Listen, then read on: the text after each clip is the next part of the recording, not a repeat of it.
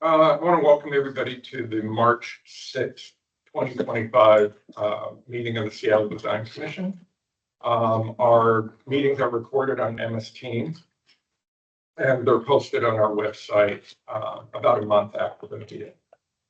For today, from 9 until 10:30, we have an initial briefing by Seattle Parks Foundation and their consultants on the Reimagine Westlake park project. This will be our initial review, and we'll be looking at and talking about subsequent reviews based upon today's meeting. And from 10:30 until 11:30, we will be getting a briefing by Sarah Maxana of SDOT, now the Office of the Waterfront Civic Projects and Sound Transit Office. Sarah is the SDOT program manager for the city's oversight of sound transit investments, and she's here today to give us a update on city staff activity. So for today's meeting from 9 until 10:30, we'll have the presentation by the design team, after which we'll have an opportunity for public comment. We allow up to 2 minutes per person for public comment, after which we'll have an opportunity for commission questions, and then finally deliberation and action. And today's action will be led by Jill. Commissioners, why don't we start with introductions, and starting with Ben, and then going around the room and having the presenters, and then people in attendance. Ben? Hi, thank you. Guest Architect Commissioner. Zubin Rao, other Architect Commissioner. They sit together. Good morning, Brian Markham, Engineering Commissioner. I'm a buffer. Phoebe Boger, Landscape Architect Commissioner. My name is Keil from my pronouns are she and her, and I'm the Get Engaged Commissioner. Good morning. My name is Molly Stefalnik. I'm the Urban Design Commissioner, and I will be supporting Caitlin as acting chair today while our nominated chair is out. I'm Ray Gastel. I'm the Planning Commissioner. Hi, Kate Clark, our Commissioner. Good morning, Shereen Mastidi at large. Nice to meet you all. I'm Beth Purstel. I'm a landscape architect, and I'm working as the project manager with Seattle Parks Foundation on the Westlake Park. Good morning. Thank you all for having us. I'm Rebecca Bear. I'm the president and CEO of the Seattle Parks Foundation. And good morning, everybody. Andy Mitten. I'm a landscape architect, principal with Berger Partnership Landscape Architects. Happy to be here to talk about the project today. Andrew McConaughey, design manager with Seattle Parks and Recreation. I'm the project manager for Parks and Recreation. Good morning, everybody. Pauline Naranjo, and I'm a designer at Berger Partnership. Excuse my voice today. I'm Julia Beabout. I'm the chair of the Downtown Community Council.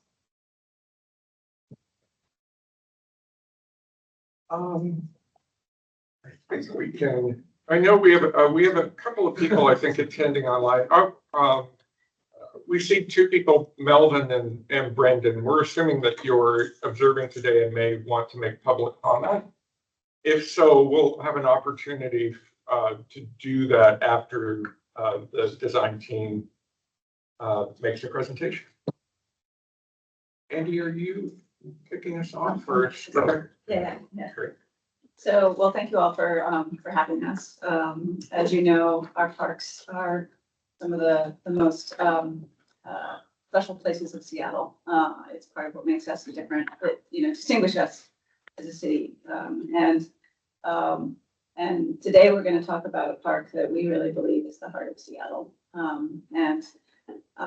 We often don't come with our park projects to the Design Commission, but this one, given that its level of importance in the role and in the city, makes a lot of sense to be here. This urban park is really where, and I heard you all talk about sound transit a little earlier. It is a transit hub for the city. It is a retail core for the city. It is also a neighborhood park. More and more as more people move into this neighborhood. And it's also a park that's been challenged, both in its design and also in the uses and the challenges since the pandemic. And so as we started to look at, the significant investments the city has put in at the waterfront and in the convention center and Seattle Center and other places, I approached the Parks Department in partnership with, and the mayor's office to have a conversation around the future of Westlake Park. Because it really is the doorstep, the front door, where people come into our city and they experience the first impression. And we want that first impression to be fantastic, especially as they head to the market or the waterfront or et cetera. And so we also have an opportunity because we have a World Cup coming in almost a year, more than a year. And so we began last July with conversations with the community and with the Parks Department and all the city offices to look at what could a redesign of Westlake Park be prior to the World Cup. And how could we do that in a compressed timeframe? And so and Andy intrepidly stepped up to the effort, and we have had several public meetings. We just had one yesterday, and we're moving the process faster than typical because of the timeline. Yet we're still getting a lot of great community input in the process. So there's part of our work has really been about how do we create. There's a number of pieces of infrastructure that are no longer work or operate. There's electrical that's underground and fails frequently. The Downtown Seattle Association struggles to operate sometimes because the power keeps going out. There's also a need to address the flow in the park and support the trees and the landscaping. This is the only grove of trees in this part of town. It is to the neighborhood a very important grove of trees because it is green space in a very hardscape environment. So really excited. The city allocated funding for the initial infrastructure improvements. The Parks Foundation, and how I like to think about it is that those improvements are going to help us with the canvas to improve a good quality canvas for the future. And the Parks Foundation is raising private dollars to improve to beautify that canvas over the course of this year and probably in the preceding years after the World Cup as well. So this is the beginning of the transformation. It ties into a project that the mayor's office is looking at broader for this whole area with regards to ensuring that the design is integrated well with future sound transit, future monorail upgrades, et cetera. So we really want to make sure that this doesn't, that this park is really the launching point for future transformation of this part of the city. Yeah. Okay. Great. All So I'm right, gonna hand it over to Andy. perfect. Yeah. Thank you, Rebecca. And as Rebecca was giving an intro, I just remembered since, as she mentioned, this project is moving very fast. The slides you're seeing today are from a stakeholder meeting, edited from a stakeholder meeting we had yesterday. So I believe the agenda we're going to see on this slide, we're going to ignore because that was for yesterday. I want to dive in a little bit more on project background because I think it's relevant here. Many of you may recall, if you've been a longtime Seattle resident, the park opened in 1988. It was designed for the landscape architects and architects in the room by Robert Hanna and Lori Olin, when it was Hanna Olin. Same designer, Robert Hanna of Bryant Park, which this park has been referred to a lot as, have you looked at what they've done at Bryant Park? The answer is yes. In fact, we have had meetings with Lori Olin and some of the design staff at Olin who worked on this park originally. So we feel that we have had some good support as we have been thinking through Westlake Park. I also want to reiterate, as I remember back to some of our early conversations about this project, we don't see this as a project to wholesale change, wipe the slate clean. This is really a project to look at something that has stayed in service for 35 years and has functioned very well. And, or about 35 years. But time is beginning to show wear and tear. The trees have grown, the pavement is heaving. The fountain is now non-operational. The equipment is at the end of its service life. And the project has gone through several different studies to say, can we bring the fountain back? And the initial answer back, while it saddened my heart, it was no, it does not look feasible to do that, because in order to modernize this with everything in a below ground vault, we have to bring it up to current code because you can touch the water. We have to bring it up to current Department of Health standards, which means we would need a restroom within 100 feet of the fountain. And a lot of what we started to see, like including increasing the size of the vault for the fountain equipment, it was just infeasible. Because it is all below ground, we don't have a building we can put any of that in this case. So very early on, it was decided that the fountain would need to go. And we had a very good conversation with Lori Olin about that. As some of you may know, Robert Hanna did pass away, so we don't have him to go ask anymore. But Lori thought, you know, when we designed this park originally, we looked at plazas and urban spaces around the country and said, what do they normally have? Water. And that is how water ended up in the park originally. They really struggled to figure out where to put it. And the incarnation of the fountain that we know today is what it manifested as. But he thought, you know, maybe it's time to rethink that. So that's sort of why we thought, well, let's look at what some opportunities are. You're not going to see a fountain today because it's currently not in the budget for what we are looking to do to achieve by World Cup. But this is a project that is going through and thinking about how phasing can occur, because I just want to build a little context here before I dive in. We also know that there's a lot of other projects happening in and around the area that are on a much longer timeline than our project. That includes Sound Transit, and I'll show this on a map in a minute, which is looking at acquiring the old former Nordstrom building, or the buildings to the east of the park, from the alley out to Fifth.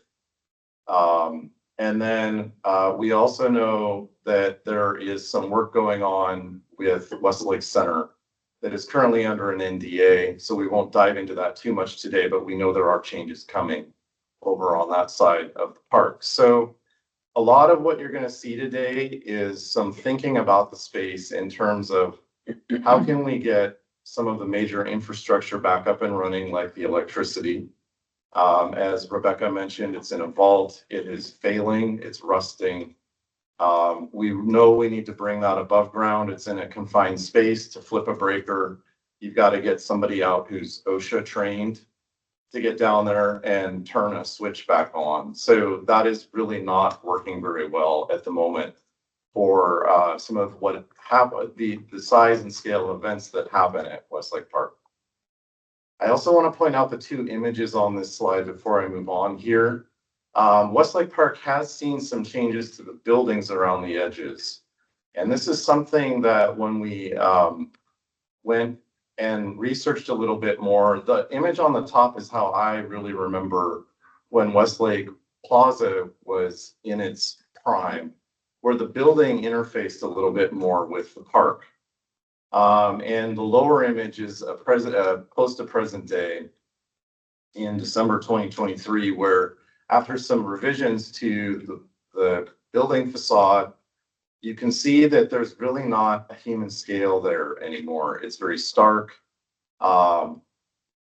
You can't even really tell sometimes if there's lights on. Are there businesses there? And we're in a very different retail reality now. The mall has really been struggling, and I'm going to guess that it's about 80% vacancy rates around the park. So this has not been lost on us. We also know the social issues that have been occurring. in and around the park, especially with Third Avenue being a block away. So there's been a lot of discussion with Seattle Police Department and other entities in and around the project. The Downtown Seattle Association is a very important player on this project as well, because they do the activation, which starts to invite right use, which is really what we are looking at as core to this project. There's a lot of background on this project, so I'm gonna keep more of this brief so we can get into the design, and then I can answer more questions you may have on any of that when we go into the Q&A. So our project goals, I kind of already hit on this. We really want to improve the guest experience. We recognized in going through the original documents that all of the permanent benches that used to be in the park have been removed because of people sleeping on the benches or stashing drug paraphernalia and other things like that. So DSA has really had to pull a heavy weight in moving portable furniture around and bringing it in at the end of the day. We want to bring back some permanence, but do it in a right way. We know we have to address safety needs. The park as it is today has no permanent lighting. The lighting that is there today comes from the street lights that are along 4th and Pine and whatever residual light that spills in from the residents. So it is very hot and cold right now. And we want to change that and bring in permanent lighting. That is a main goal for this project. We also want to talk about how can we create a more cohesive park space. I'll show a map here in a minute that will show the 7 hills to the south, the tree grove, and the area to the north. They are all very disparate pieces right now. We want to figure out how to make that more cohesive. We also want to identify new facilities that would support park programming for families. This is a big one through our public engagement and working with DSA. We understand that the demographics of downtown are changing as we move away from pure retail core. Other things are moving in to replace that. And that includes families moving into multifamily housing. That is something that we're well aware of with Sound Transit on that block they're looking to acquire, because in the future they may do a TOD like they've done in other places, and housing would be built adjacent to the park. So this may function as a neighborhood park. The aging infrastructure, I think we've already hit on the electrical, the fountain. The one I haven't touched on is the arch or the stage, as some refer to. That's the image on the right. That originally was built as a podium to emulate free speech. And its design, it's not accessible. DSA has tried to use it as a stage.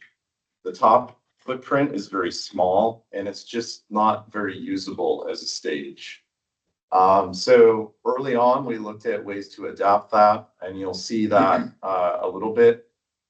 But at the end of the day, it was decided, let's try to remove it. And it's actually becoming something that we're looking to salvage for future elements of the park as we get into the design. Identifying new activation strategies. This really, as not only for DSA, but for World Cup, how can we think about how this space will be used? How can we maintain flexibility? I think that's one of the biggest things. Westlake Park, when it was designed and built, was our only large paved downtown urban space. And Laurie Olin actually said, you know, when they started on this project, it said, when you have a sports team that wins Super Bowl or something like that, where are you going to celebrate? That is really the premise on how this space was designed originally. And I touched on this already. How can we set the stage for longer term improvements? We know that we will not be able to do everything with this first phase, but how can we do it in a way that allows flexibility and things to adapt and evolve as the neighborhood grows and changes, as it has around Westlake Park? So just some context. When I mentioned 7 Hills, that is, hopefully everybody can see my pointer. Down here at the southern tip of the project, that is an art installation by Bob Mackey. and it represents the 7 hills of Seattle. They are the granite elements that are out there. Rebecca mentioned the tree grove, which is in the center. There is a temporary play area that is sitting on the pavers that was installed about 2016. Right now, that play area, while it has been used, it is very limited in what it has to offer for multiple ages of children or groups to use it. So that's one thing we're looking at as part of the project to change. We have the water wall or the fountain here off along 4th Ave towards Pine, and then the arch or stage up along Pine at the intersection of 4th, and then a very healthy grove of Zelkova trees. This project looks to retain all of the trees that are on site. On the image on the right, I mentioned the disparate spaces. You can see these blue areas. That's sort of, the park is really subdivided into different spaces. Pine Street, while it never was intended to have curbs, does today have curbs. And after the park was built, the trolley lines were put in for the buses, and it really does serve as a barrier. The entire space was designed all together as one project originally, but that's definitely not how it functions today. We are really going to be talking about the triangle, which is down here on the southern part portion of what is Westlake. That is what is owned by the Parks Department. But we also have SDOT as a partner with us that we are looking at and in conversation with them on how to fix some of the heaving pavers that are in the right of way. So we're trying to blur the boundaries as much as we are to the public. It is all Westlake Park. The portion up here is under private ownership, which is Brookfield Properties. And we are aware of what's going on there, but for our project, we're not touching anything over there at this point in time. These are just some of the diagrams from our concept planning phase. A goal here that you're seeing is to try and figure out how to promote better circulation through the site. The magenta stars you see here are us thinking about, and when we think about a stage, does it always have to be in one place? Could we provide infrastructure that a stage could be placed in multiple different places, depending on the needs of an event? We've learned that for most events now, they would rather have stages that they can build and size for that event instead of having a permanent installed feature. And then we're looking at, you can see here, spaces for a permanent playground. Very important too is trying to figure out how to reactivate the retail edge. That has been a very interesting conversation with some of those building owners in trying to figure out how to get more of a restaurant-like or compatible use for those spaces that could help activate the edge of the park. We haven't gotten very far, but we're still having those conversations. The concept design is on the right, and you'll notice here, this was the beginning of us trying to understand, well, what would help soften some of the edges? How could the North Park be activated? What would it be like if the arch was removed? And what would the play area look like as we think about maybe integrating it into the tree grove? Could it have a tower? Could it involve multi-generational play? These are things that we've sort of been talking about with the stakeholder groups and vetting and learning how people that live around this park, there are people who live in some of the adjacent buildings, use this space. We know a lot of people do use it for lunch or for reading a book or meeting neighbors. We also have heard a lot about 7 Hills and the challenges in and around those pieces. They're at an odd height. They're about 2 feet high. They're not quite the right height for seating, but you can get up onto them. They make great platforms for tents. And a new term working on this project, drug den, that I learned. That is, a group of people that gather to smoke or do whatever they're doing, happens in this area, and there are building entries right there, and there have been some safety issues with that activity. So that's something we're mindful of. The project assumes that Seven Hills is staying, although there are some conversations about de-ascensioning that art piece. But for us right now, that is an area that we're not really touching too heavily. I'm not going to spend too much time here on what we heard. What I will say is we've had several public engagement points, including meetings with stakeholders, which include residents, business owners, public agencies. We had Sound Transit even at our meeting yesterday. We've also heard, this is new as of yesterday, from the local skate community. Westlake Park, as it turns out, is they consider it a historic piece of their culture, because there are a lot of very prominent skate videos that have been done in and around Westlake. And that includes some of the granite pieces that go around the fountain and lower elements of the stage.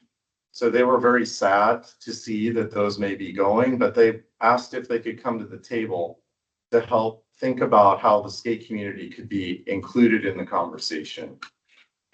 They even brought a pair of shoes that Converse, I think, was, that branded the box as the pavers at Westlake Park. And they have iconic images of the planters, the water feature, and the arch on the box. And the shoes are actually blended of colors that come from Westlake Park. So that was very interesting to learn. Well, we have heard from the community. What you're seeing here, anything in pink shows broad support. So when we asked about what of the park is most appealing to you, active retail and storefronts, improved views into the park, improved physical connections, more comfortable seating, better recognition of indigenous culture, improved park lighting, preservation of existing trees, planting that adds seasonal interest or beauty. And that's really what you're seeing here, is support for an urban park that really is comfortable and inviting. This just really gets at some more of that. The images on the right support the planting even more. We asked how important are the trees, you can see in the upper right. We wanted to know how people felt about permanent benches, because they obviously had been removed. 80% of people said they were supportive of permanent benches. What elements would help enhance Seven Hills? Better lighting was top of the list. And fixing damaged edges, making it look cleaner, kind of round out those pieces. And a lot of people said, I'd like to know what it is. Nobody really, as a bystander, knows what that is. There is now a temporary sandwich board out there that DSA put together that explains what it is. We wanted to know about the existing stage. If we were going to remove it, would you support that? And you can see in the upper left-hand corner, the magenta says yes, the majority of people supported that. Do you believe an expanded play area would be a good addition at Westlake Park? The majority of people said yes, but we also know this survey only was responded to by 111 people. But out of the downtown core, we know there are 10,000 people living in the neighborhood. And so we're looking at this, trying to figure out who is there today and who is going to be the future residents of this area of downtown. In the middle, you can kind of see what elements people really were interested in to help make an expanded play area successful. And for age groups, we've heard multi-generational was very important. Very interestingly too, on the right-hand side, we asked about the fountain and the water feature. If we remove it, what would you like to see back in its place? And just move the window here. A large portion of it was a future water feature, and planting and flexible space rounded out the majority of what people would like to see there. So one thing we are doing is capping the utilities so a water feature could be brought back sometime in the future, since we can't really fit that into our budget for the current work.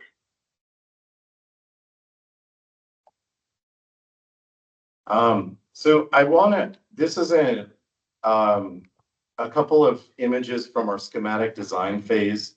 I edited out a lot of the iteration because I want to get into where we are today with design development. But what I wanted to show here was an early evolution of where we were thinking about the this plan view and the playground expansion, which fits mostly where it is today, but it starts to bleed into the tree grove a little bit, and you'll see this a little bit more as we go through the design. You'll see that we started to think about how to hold edges with above ground planters. Oops, accidentally clicked. We also, in this corner here, you'll see there's a little rectangle. That is where our above ground electrical cabinet would maybe be integrated into that planter, because we now have some infrastructure that needs to be somehow thoughtfully integrated into the space. We kept the north area as open and flexible as possible because we understood that that's how the Downtown Seattle Association had been trying to plan the space. Some feedback we heard from this was it's too hard, it's a little too urban, it's not as soft and the edges aren't as inviting. And we learned that they are really wanting the park to try and self-sustain itself where they don't have to activate it as much. They're having to do a lot right now because they don't have support from the surrounding businesses and trying to get people into the area and promote positive use. So you'll see a change then when we get into the design development about thinking about how to make this a little bit more park-like. And you can see us starting to play with permanent site furnishings. These are benches that would curve through the site, and early thought of that could it be that could emulate water flowing through the site. Since we know not only was there a water feature here, Westlake Park used to also have a creek running through it. I'm realizing I'm a little behind on my time here, so I'll try to get through this and then we can move into Q&A. We have a series of activations too, because we were asked to look at how the space is used over time. And we are also looking at ways to hold edges. This was a lighting feature that we were exploring early on in the project. So you see, we're thinking about where food trucks can go, what it would look like if a night market or a market was set up in the space where stages could go, and how lighting might look. A few more views, what the playground could look like. So that really has informed where we are today. And this is a site plan that I mentioned that starts to show a little bit better some of the clarity of playground elements. We have heard from a lot of people, they really like the idea of a tower with a unique slide element. We're thinking about how to bookend some of the other big playgrounds in the area, Seattle Center and what's on the waterfront. Those are both a fair distance from this location. How to support seating in and around the playground and what play elements. There are some swings in this circle here. There's a spinner up in here and some other mounded playground grass with some play elements in it for younger kids ages 2 to 5, which these playgrounds don't really support very much right now. You can start to see now how we're changing some of the planting on the edges. 4th Ave is a bus stop. The entire length of this block, how can we support seating for the folks waiting for the bus and also who maybe just want to be in the park? And then that softening I mentioned from DSA, we are thinking about how lawn spaces might be able to spill out. There's a conversation of could that be synthetic grass? Could it be real grass edged by planting? We'll just see in some renderings here in a minute.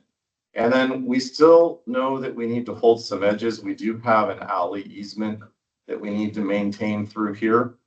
And then improving tree health by promoting some plantings.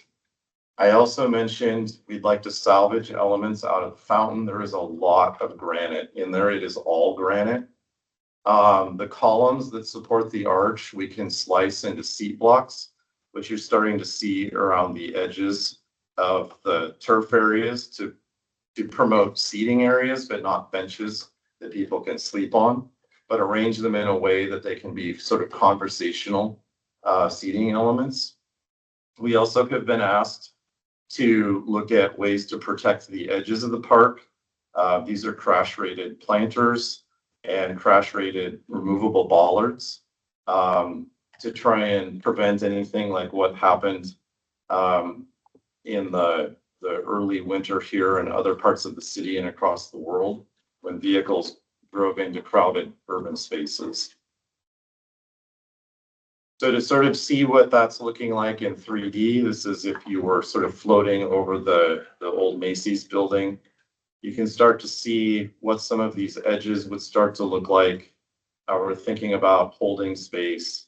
Some of the walls that we're thinking of so we can get some grade and topography built up with some plantings. This would allow us to get our electrical infrastructure in the edge of the planter. We also need to get some permanent irrigation in here because there is zero irrigation in the park today. How those trees have survived, we're not quite sure. And what that could really start to look like.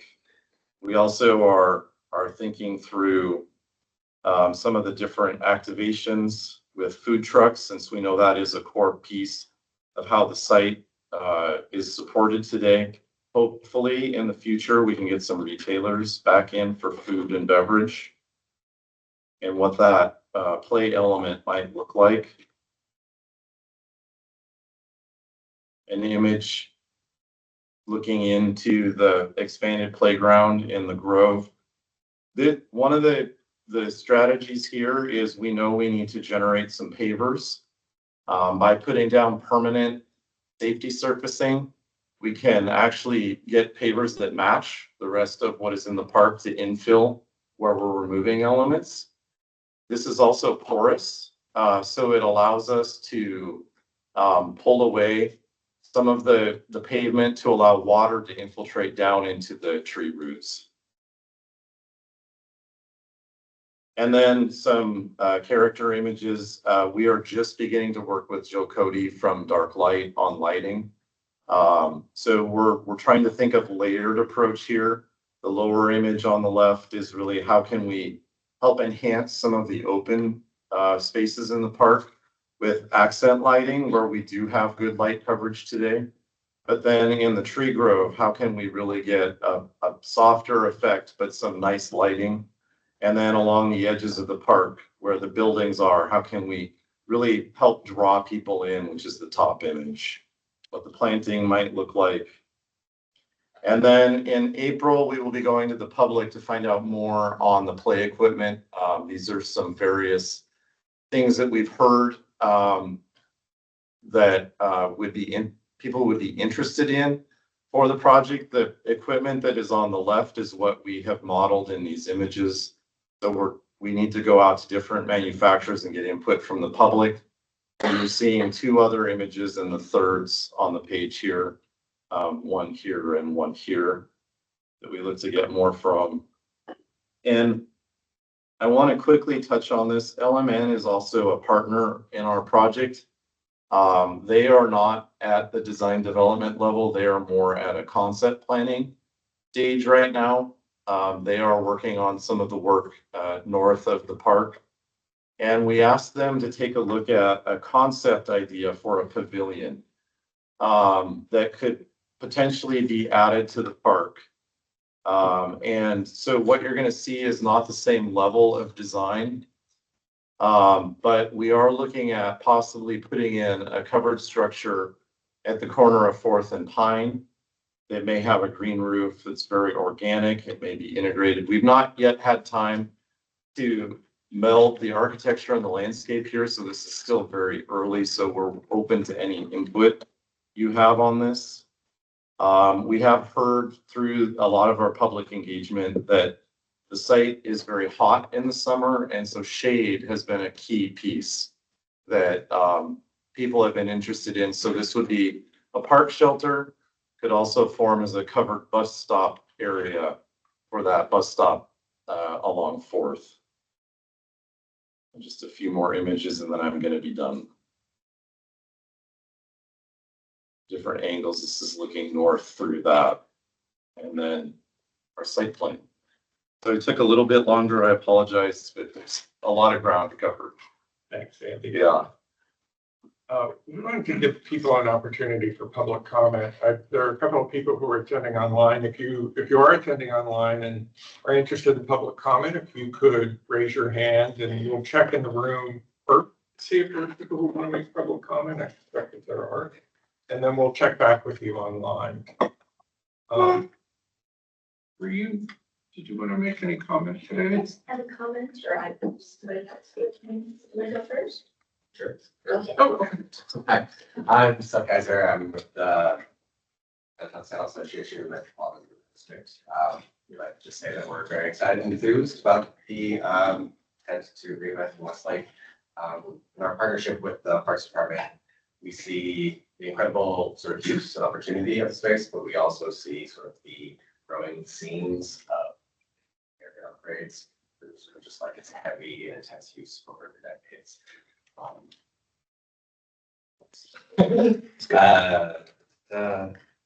Yeah, we're excited about the opportunity to imagine the park.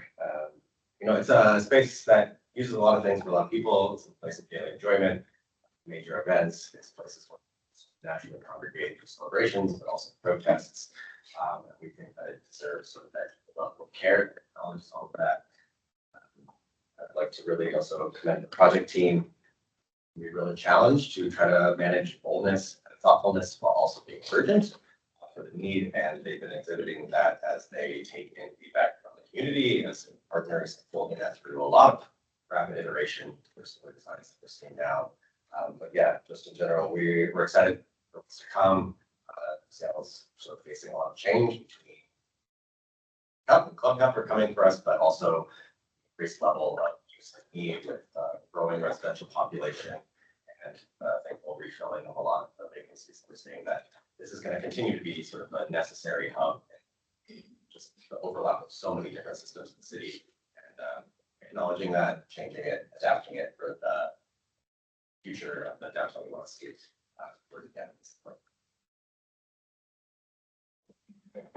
Yeah. Thanks. Echoing a lot of what already been said, but as I said, my name is Julia Vianot. I'm the chair of the Downtown Community Council, so I'm here on behalf of residents. And I am just one of the rapidly growing group of 10,000 plus residents who live in the core area of downtown. More specifically, I am a resident of the Fisher Studios building located on 3rd Avenue between Pike and Pine. As such, I am just one of over 2,000 residents that live within 1 or 2 blocks of Westlake Park.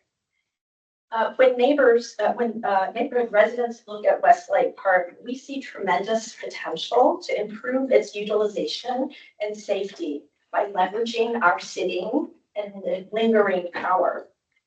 Located in the heart of our neighborhood, it is already the place where we meet our neighbors, walk our dogs, and when the Adirondack chairs are out, read a book and chat with our neighbors.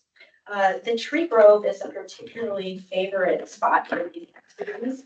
It is currently the only green space we have immediate access to. The tree grove provides a much needed respite and refuge from the noise, chaos, and suffering that we constantly witness on the streets surrounding us in the neighborhood. Residents are highly supportive of design features that enhance and encourage these qualities and uses of the park. That said, this project also feels a bit like Back to the Future for residents. As Seattle's original art and culture district, our neighborhood provided live-work lofts and apartment housing in 1915 for the rapidly growing group of performing artists and craftspeople that worked at the surrounding performing arts venues. So reimagining Westlake Park within this context is a not to be missed opportunity to lean into design features that highlight this important history and revive our neighborhood's original residential mixed-use identity in the public imagination that also aligns with the city's goals for downtown. This alignment has the power to enhance the park's sense of meaning and significance and foster more positive pro-social behaviors and respect shared downtown. Okay. Thank you. I didn't, don't see anyone online. Oh, Andy Sheffer. Hi, Welcome. thank you. I just want to make a brief statement. First and foremost, I see this as an opportunity to elevate human dignity. To just put the skunk on the table right now, there's a lot of clutter in Westlake. It has adopted naturally to the post-COVID social environment downtown. And when we talk about safety, community, and the environment, it's all about human dignity. How can we better support the users of the park? And I really applaud the project team for thinking first and foremost about human dignity in every aspect of the park. And super appreciate Seattle Parks Foundation. We're always looking at ways to better deliver our projects, further our partnerships. We've had a great relationship with Seattle Parks Foundation through this project. I think this project will elevate our relationship, and the project team is tight. And, you know, a successful project is all about the collaboration of the project team. So thank you, and thank you, Design Commission, for taking this presentation. Andy, just for the record, I gave you a warm greeting, but I don't know if anyone else in the room or these commissioners know who you are. Could you introduce yourself? Sure. I'm Andy Sheffer, Deputy Superintendent, Seattle Parks. I oversee the Planning and Capital Development Division, Conservation Corps, Golf, and a few other special projects. Thanks, Andy. Thanks. We'll check back one more time after commissioner questions if there's anyone else from the public that wants to make comments. All right, and with that, thank you to the project team for the presentation and to all of those who commented in the room and online. We're going to switch over to the questions period. We'll start with Ben on the end and go through commissioners, and then Caitlin will take us through the comment period. Do you have, excuse me, do you have a slide that addresses the original concept of how the park was put together with the 7 hills and the grove and the open space? Or does that exist, like the original sort of conceptual design of it? Yeah, I don't have one on me today. We have had meetings with Olin where they actually have gone back and found all of the design iteration and the original hand-drawn renderings, some of them over 6 feet long. I've asked for scans, but we haven't received them yet. I have to find a 6-foot scanner. Right? Yeah, right. A picture or something. Right. I think that's my only question. I'll pass it. Yeah, I guess maybe my only question was, I was curious if there was any thought about having trees on the northern edge of the park as well, or if there are reasons that can't be done, or if it's just not desired from a design perspective. Yeah, that is. So I'm going to go back to the concept design here, where you can see early on, sort of on the edge of 4th and Pine, we did talk about, could we get some more trees in there? We were originally thinking that could these be evergreen trees, for a couple of different reasons. One, because of trying to adapt to a changing climate, but 2, for the holidays, could they be something that could be a more permanent seasonal tree that could be decorated? That is still on the table. That was some feedback we received from some of the designers at Seattle Parks, that could you even get one in this new planting area here where we're at the edge of our alley easement. So we're still exploring that as we go through these design iterations. We also do see The planters are not in these renderings yet that would be along the edge. We are envisioning that those would have a smaller to medium sized scale tree in them to provide a little bit of better buffering and trying to bring more human scale to some of the spaces as well. Okay, and then I guess, yeah, my other question was, I mean, you made the kind of comparison to Bryant Park, and you know, in some ways they couldn't be more different. So it's kind of interesting, right? Like Bryant Park is sort of dead simple. It's like, and it's got trees at the perimeter, right? Gravel path with cafe tables, and then just a big lawn in the middle. And this is almost the opposite diagram of like the grove in the middle, and then it's fairly open to the street edges, you know. And so I guess I guess my question, and I guess sort of with Bryant Park also, one thing that's very apparent when you visit there is that it's, you know, super attended. Right. You know, there's like the Bryant Park Foundation that funds all the security and all that, and that's a big part of that space being successful, I think. And also they're very kind of controlled entry points to the park. But I guess I'm hearing that you know, there's probably going to be maybe even less supervision in the future. So I guess I'm just curious, sort of how the programming and design of the park, you know, would potentially address that or kind of deal with that reality, if that's the reality. Because I guess I don't know. I guess I'm not sure how these interventions would necessarily change the situation that's there now. Yeah, no, it's a continuing conversation. And I see Andy. Yeah, maybe Andy, do you want to take that and then I can follow up? Sure, and I apologize, I don't mean to jump in. We are seeking to support larger events at Westlake. DSA did so this past year with great success. But they need more open space to do so, more flexible space, so they can arrange a stage and setting according to the event and not necessarily according to the space. The Downtown Activation Subcommittee is constantly seeking partners for events and day-to-day operations. I think ideally we'll see a flurry of larger events in Westlake, along with a partner, an emerging partner. Seattle Parks currently has a contract with DSA for operations, meaning activation events. They put out the tables and chairs, etc.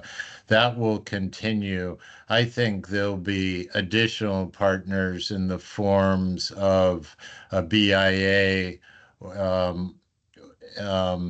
coming soon as we look at additional improvements to the Westlake vicinity. But like I said, our current agreement with DSA will continue into the future. And one thing your question raises too, a big thing that came out of our stakeholder meeting yesterday was public restrooms, which there's been a big challenge in Westlake Park, as you all know, in terms of urban spaces, is on the very small end of spaces when you compare what other cities have. We have a lot of challenges because our sewer and water infrastructure is along 4th, near where these planters are that we're looking at here, which is not necessarily the best location for a restroom. We are hoping that in the future we can partner with Sound Transit, which is that, you know, they would be taking over this building facade behind the Zelkova trees here, and hopeful that maybe they would be able to build a restroom, or can Westlake Center, which is where restrooms were originally for the park, would somehow be able to support that. If we do have restrooms in the park, that is still an open dialogue right now. As Andy pointed in our meeting yesterday, it would likely require an attendant. So we would need to think through how that works, and that could be part of this conversation about how the park is, much like what's happening on the waterfront, who is overseeing it?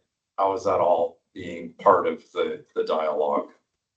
And I think that Sound Transit is reconsidering restrooms in their stations.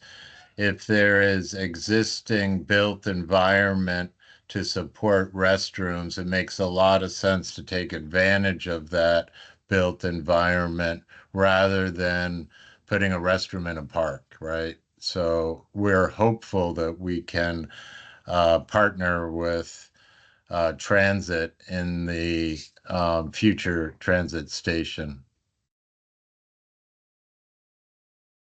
I think that's it for me. Questions? Okay. I've been hearing a number of different things and they all seem to conflict with each other. Like we want big events, but it's a small park. We want a stage, but we didn't really leave space for a stage specific, right? What is the one thing that this park wants to be successful at? Because I hear you listening to everybody and they all want something. And I didn't hear a clear message of like, how do we measure success on this park? What should it be good at? It is maybe adequate. We have like 1 or 2 food trucks. We have a couple benches. We have a little playground. We have like, we're kind of doing everything, but not very well. What is the one thing that this park needs to be really good at? I would say flexibility. Yeah, and I think that's where everything is like adequate or below, right? Mm-hmm. And that's really because it is, that is the challenge in where we've gotten to here with design development. What you're seeing is you're pointing out the stage becomes a little less flexible, but I think it then comes down to what level of event. How big is that event? Exactly.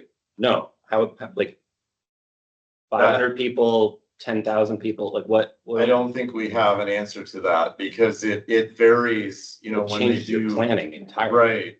Right. When they do some of their current planning, there's smaller events. It's at lunchtime and there's, a smaller band just for atmosphere. Mm-hmm. I know this summer DSA did host an event where they set up a stage. Let me go to actually, this is a good view. Right here on the street corner, and they closed the streets and people spilled out all over the space. No, it's 3,000. Yeah. Right. Good. So we're anywhere from 200 to 5,000. And that's, how do you spill out into some of the urban spaces? How do you close roads? How do you utilize that space? That's really what we've been thinking about. But then when that's not happening, how do you make it feel like it's not just a big expanse of pavement, which is what a lot of people see today when they look out there. I guess I'm struggling with like the reference. Bryant Park really knows what it is. Mm-hmm. This is kind of like, no, what is it, right? Do you ever reference before the 80s? Like the 80s was a really not unfortunate era for park planning. Like, what about when the monorail station was here? What about like the more thoughtful park process of when Seattle was set out, right? Like those were incredible parks. Mm-hmm. So do we have references for that? I did not pull in some of I did not have time to grab them.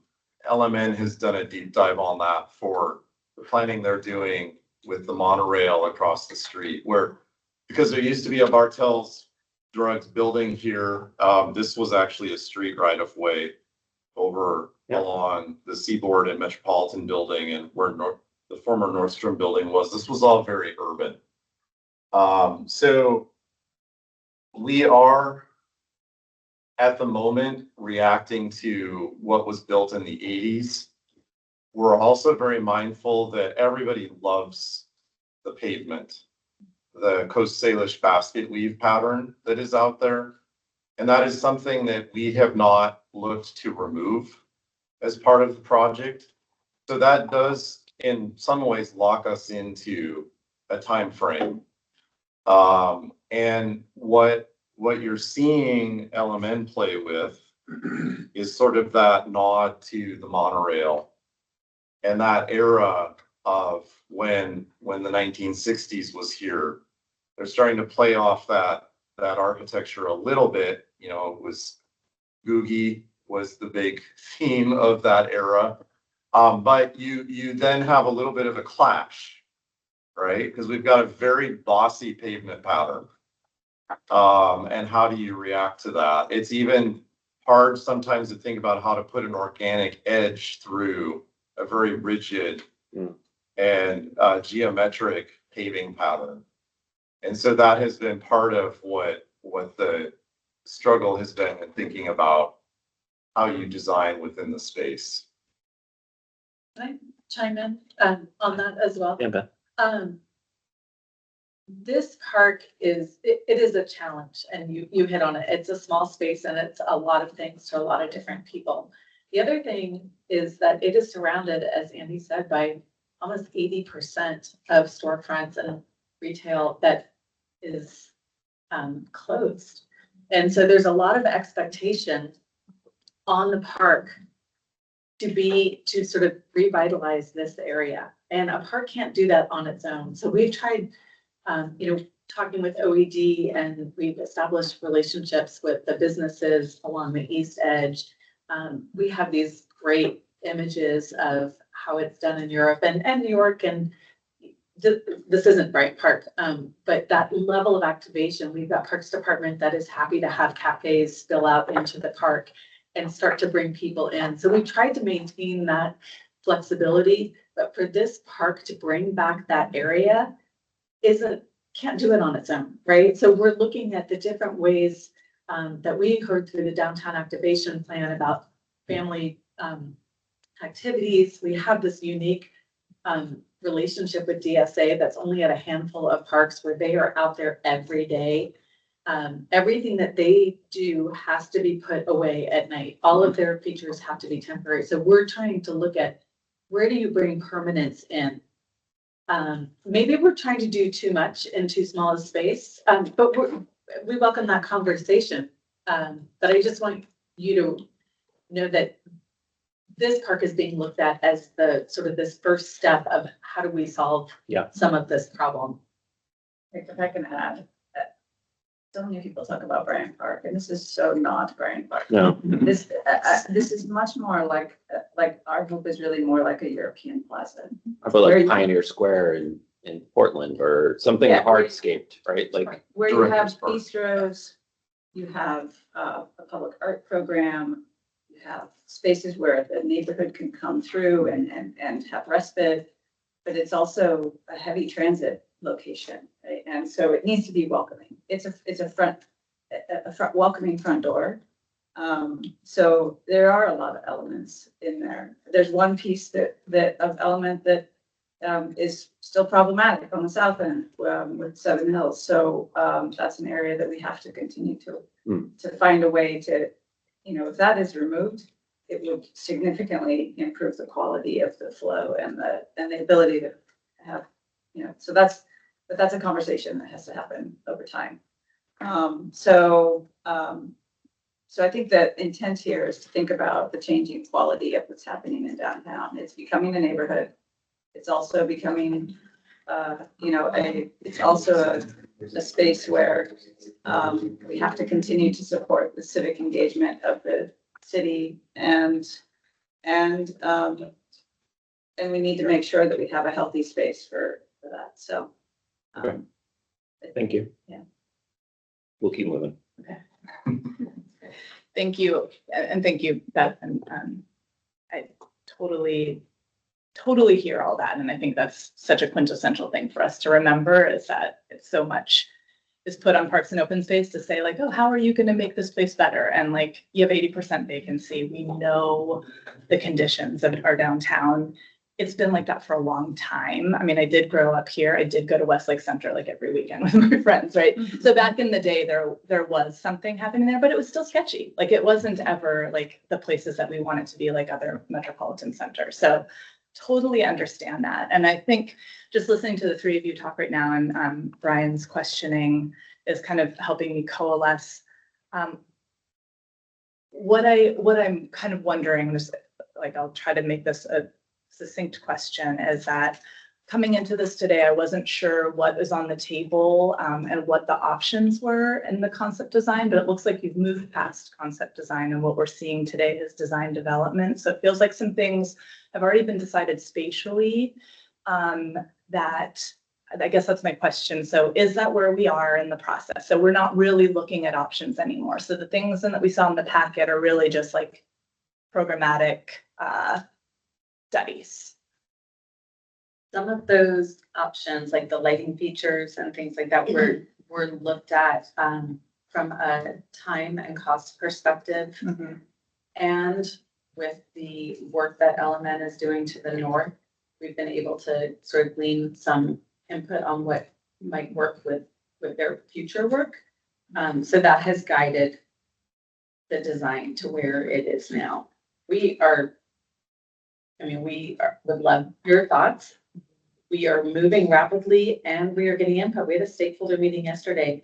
Everyone's input is genuine, and it won't morph for too much longer, but we are here to listen and get your input, just as we did yesterday. So, okay, so then I'll just try to get through. So then, can I just have like a kind of a quick, can we have a quick list of like what is in the budget now that is trying to be implemented for, let's say, spring? I mean, FIFA is like what, April or May? Yeah. It's like, so what are you trying to implement now, and what do you have planned for the future, and what is kind of holding that? Because I think, you know, what Brian is getting at is like, this is, and you all have said, like, we all know that this is this huge opportunity and we need to be kind of holding the space for the future. And so like, what's happening now, what's planning for the future, and then so we can kind of go from there. So maybe the canvas on the table, as Rebecca referred it to, and the investment from the city. Well, first of all, I will say that we're implementing this project in a different way. We brought on a general contractor, Sellen, has joined our team. And so we are working with them on the design to truth out our costs, to give us a better sense of what we can afford in this very different approach on a city project. So our assumptions, as we're, like I said, truthing it out as the design is developed and as Sellen is looking at it, is the electrical will be improved. The removal of the aging infrastructure, meaning the fountain and the stage, and fixing the pavement, which is broken and problematic. And we believe that there will be lighting as part of that, and the crash, the bollards planting. So those are the things that our goal is to accomplish with the city funds that we have in hand. Parks Foundation is working to raise additional funds for what we believe the priorities are: the play area, the planting. What am I missing? I think those are the Seating. seating. So those are that's sort of sequentially how we're working. And it's moving every day. And then what do you see as the future? Like, you know, what I would want to see like during and through this process is like, what is the future vision, or how are you tying back in, and I know like there's the NDA at Westlake, and that's a huge piece, right? Like if that came back alive, like, wow, or like what's happening with the coffee shop. And I know you can't answer that, but it's like, but that kind of thinking is what I think we owe this district is. Yeah. So the mayor's office has a civic committee that's being organized around that longer term vision. And it's led by Deputy Mayor Wong, that is bringing together citizen leaders and folks with stakes in the transit transformation as well as the retail transformation, as well as the parks and public space needs. So they are looking at a longer term, after FIFA timeframe. I certainly have my opinions about what we need to be doing. But certainly part of that next transformation conversation, we'll be looking at the south end of the park.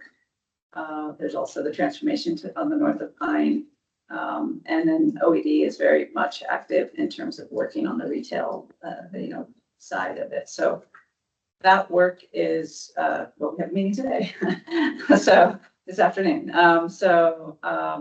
It's pretty active, in terms of organizing that group, to try and set that vision that you're asking for. And again, like I said at the beginning, we really want to get the canvas prepared. So when that vision comes forward, we can have, really amazing lighting displays, or we can have, whatever is decided, for this center of the town.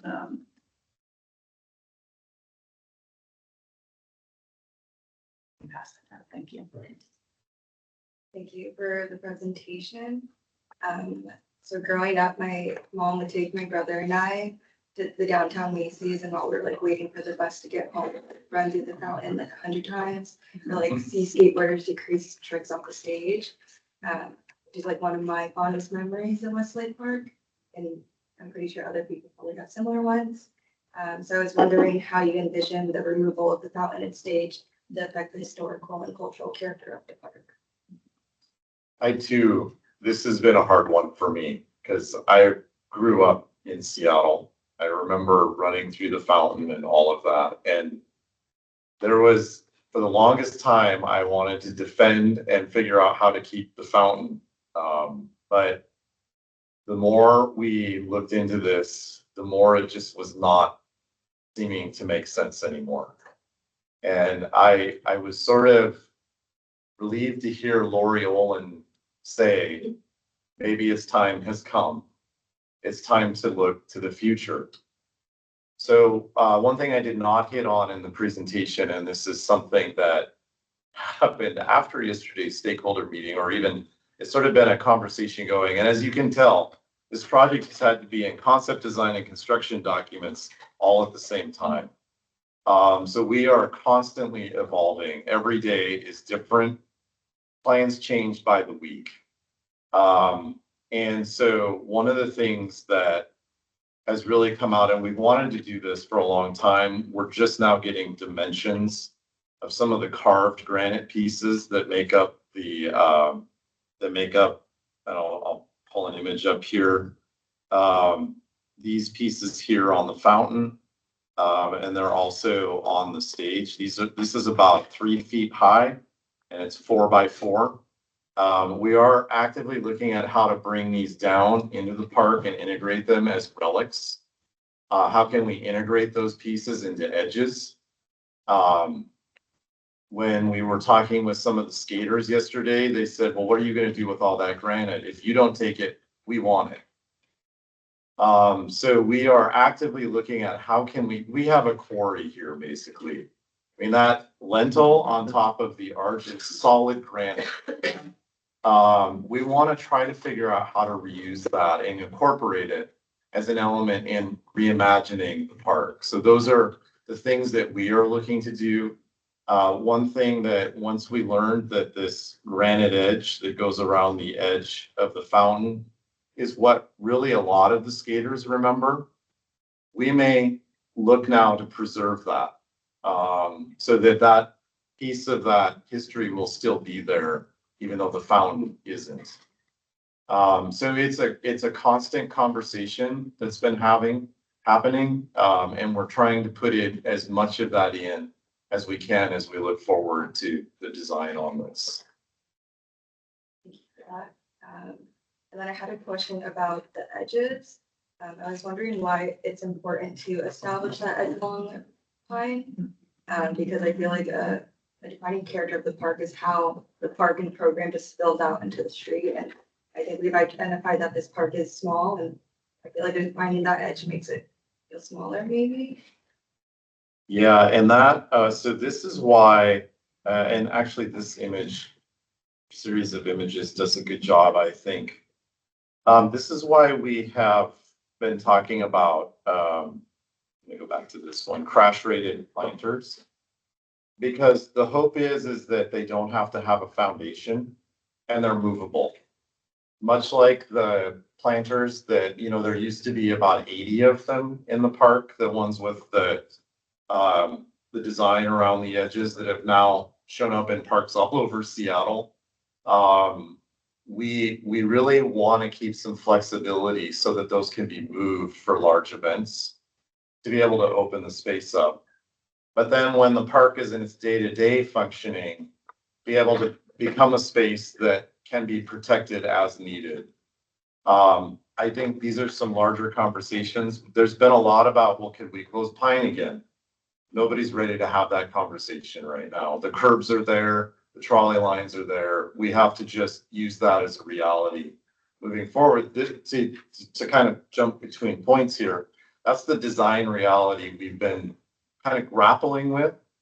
I would love to be able to tell you what the full area is, but that's just not where we are in design conversation at the moment. Thank you. And then another question is regarding the stage. Are you guys set on it being temporary? At the moment, yes. Because we've heard that is what provides the most flexibility. We did look at a series of movable site furnishing elements that could function as a stage. I think we're in a place right now where people are so worried about camping and unwanted behavior that has really been pulled off the table. And we've just thought about how can you provide future opportunity for those things. And then my last question is in the community engagement feedback section. One of the questions was what is most important to consider as we look to integrate park upgrades along the east edge of the site. And one of the top 3 priorities was to discourage homelessness in the area. So I was wondering how you plan to address this concern. I'm laughing because I'm not sure design is necessarily going to get us there. I think that comes down to how the space is policed or managed. And I think that's where, we go back to our toolkit of what is it we can do to change behavior, promote right use. That's what we can affect. But then when you start adding a lot of things, you add that people are comfortable in, you invite other things, which is why elements have been removed. So it is a constant struggle in this project trying to figure out what is the right thing. And it's going to come down to, we need to work together with all departments and everybody to try and figure out how to get through and solve these issues. They've always been there. They just have never been to the intensity, and the issues that we have today are even bigger and greater than they were when the park opened. So we are at 10:17. Realistically, we're not going to make it through, we'll barely make it through questions. We're not going to have an opportunity for deliberation and action.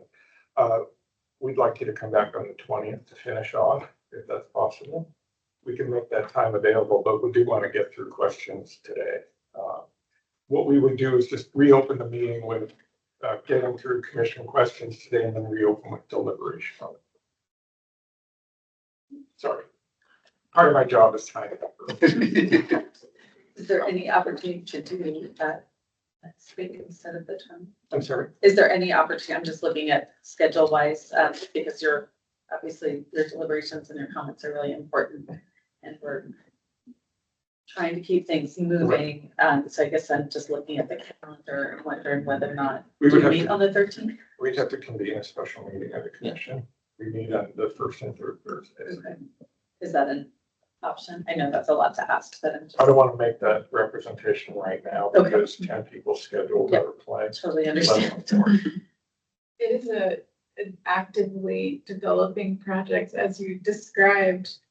So if that would affect it, I just personally would offer to be a part of that. Yeah, I actually can't. I just remembered I'm out of town that day and it's clearly important to me to be a part of that. Anyway, sorry. I took up a valuable minute. Okay, so I will be quick. I have 3 questions. Other questions covered many of mine. One of them is with the new planter language that you're showing. Have you all been coordinating with surrounding projects related to planters? Or is there continuation of the existing Westlake planters within your language, the fully new planters? So it's still adapting and evolving.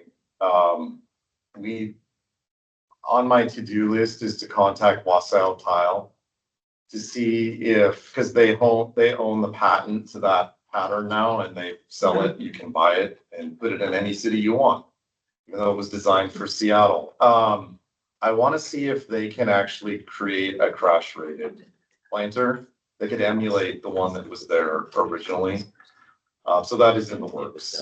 Okay, and this admittedly is a little bit of a comment, not a question, but it's time sensitive. So Pike Pine is about to get an order of Wausau planters, Westlake specifically for that location, which are different than the rest of the Pike Pine planters.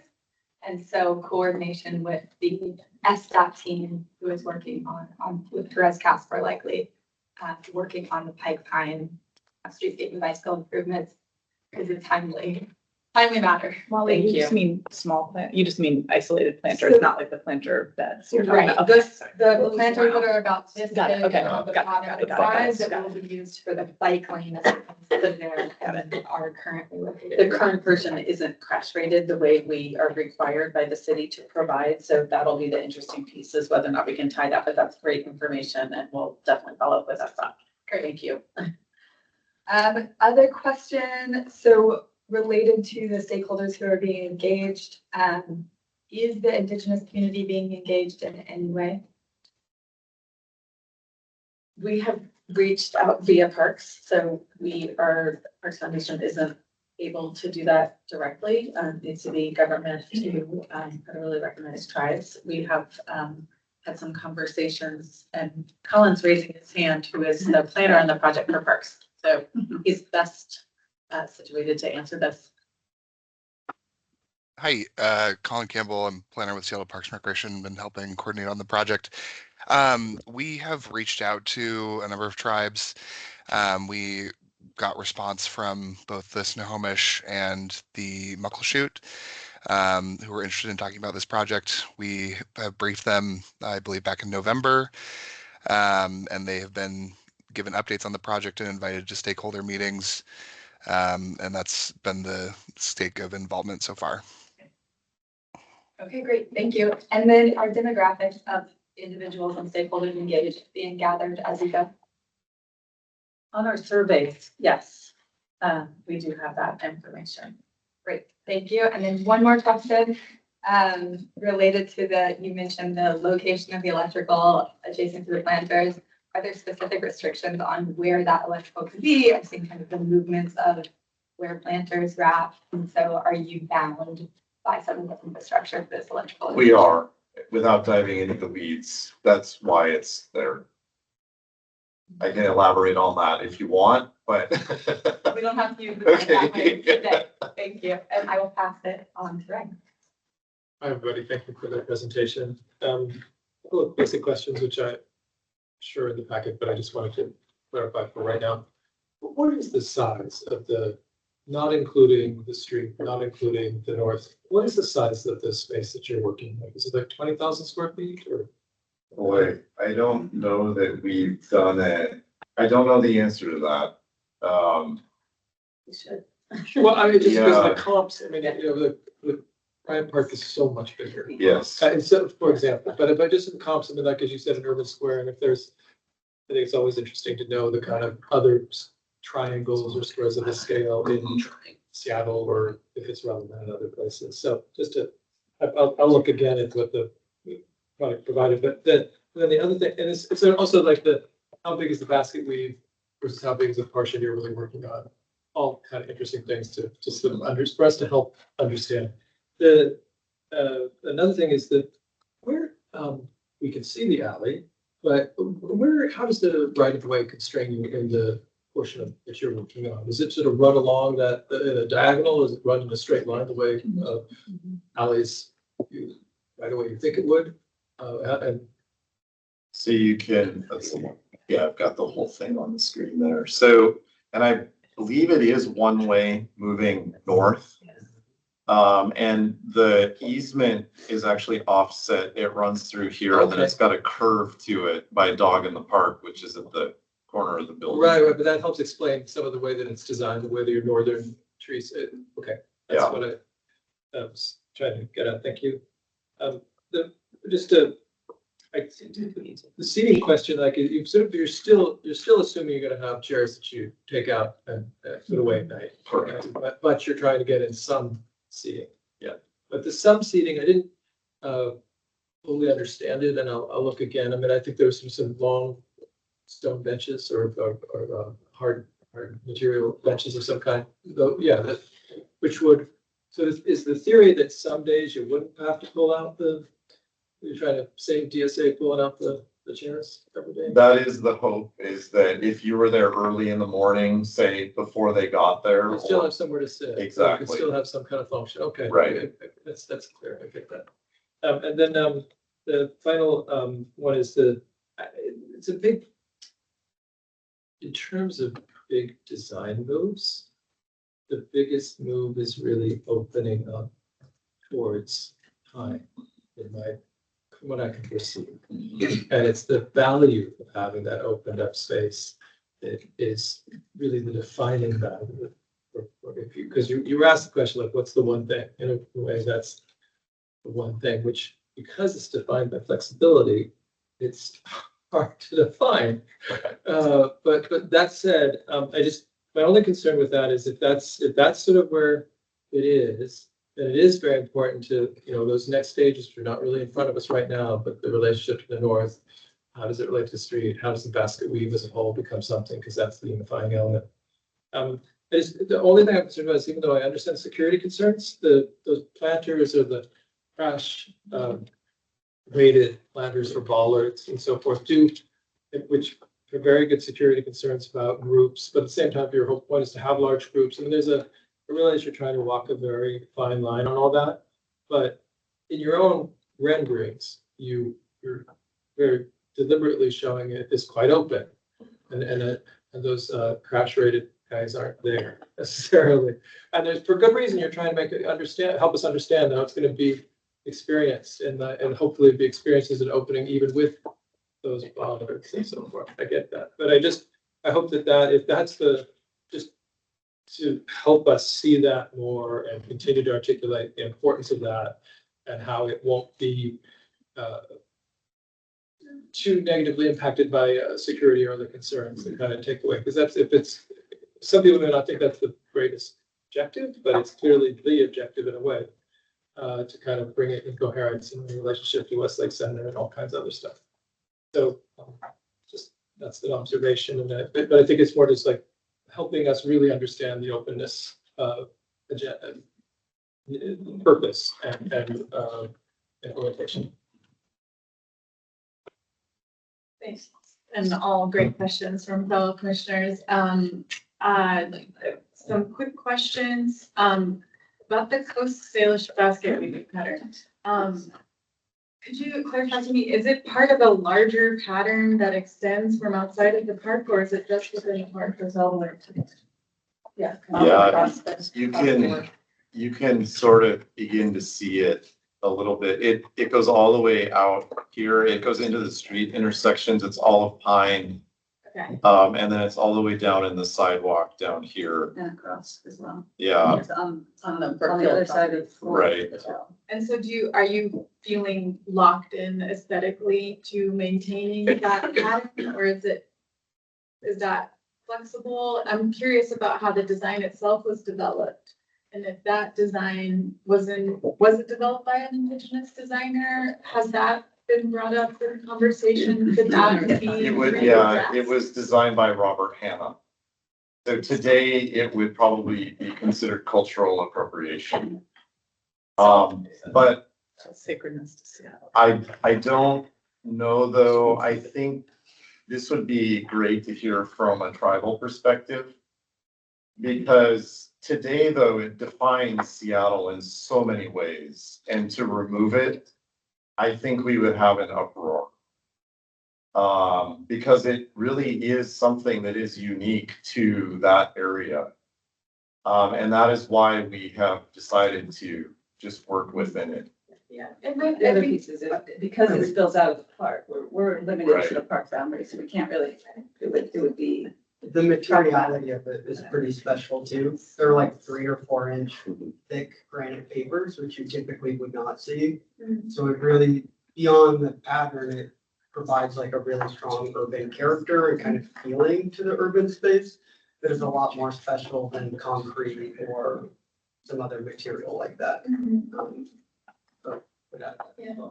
Yeah, something worthwhile to bring up in your conversations with Indigenous community members. Recognizing the importance or its connection outside of the site. And discussing material elements on the site that are changing that people will also have connections to. With the stage being removed, as mentioned in public comment, that, the stage also is an important place for public protest and informal gathering as compared to organized gathering where a temporary stage could be coordinated. So I'm wondering what feedback you've heard from movement organizers who use that area for assembly for protests and how you're accommodating or considering that in your site plans. Yeah, and we have heard, just as the project has gotten more press over the past week or two, that there are folks that are concerned that the public, that it is a sign of public free speech. And so the design is not intended to take that away at all. It is not, it's not an accessible feature. So, it's not something that all people can use for that reason. Someone asked about, can there only be temporary stages? Maybe we need to have an ode to something that is permanent. Again, this is the design process, right?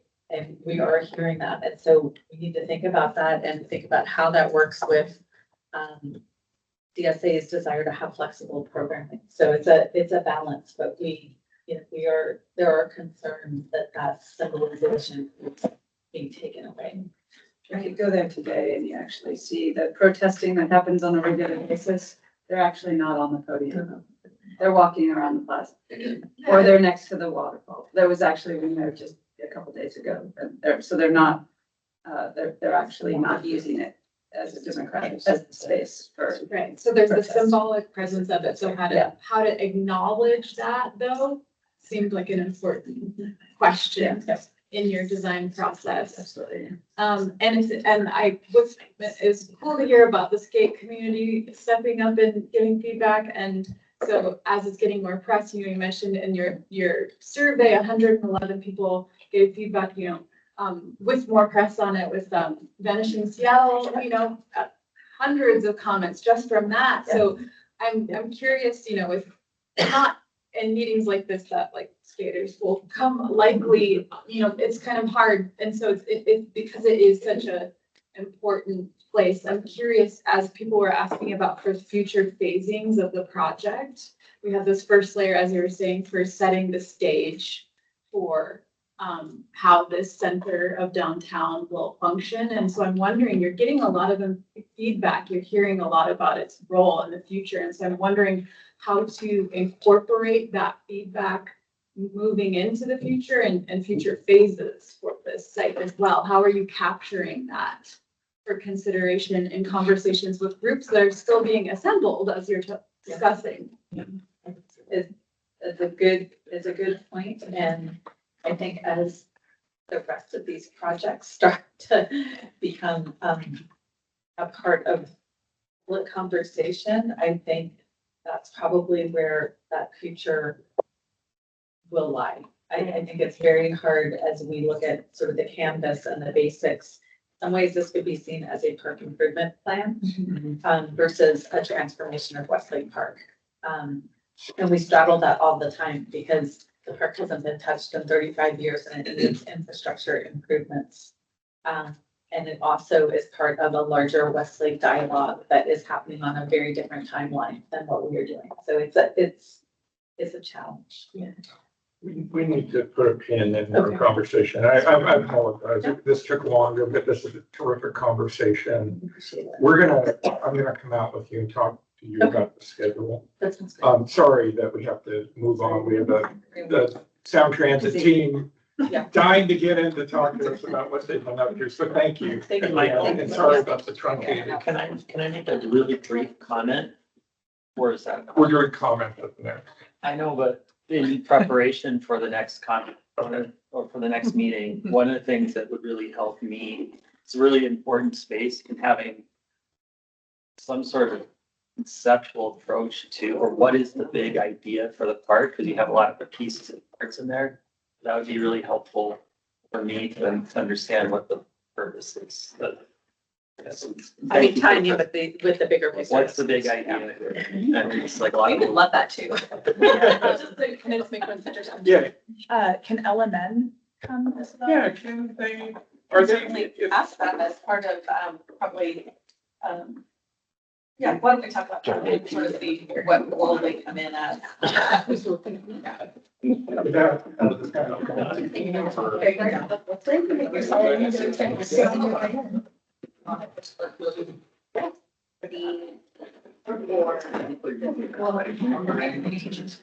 Yeah, there are a lot of times. What you want to see. I want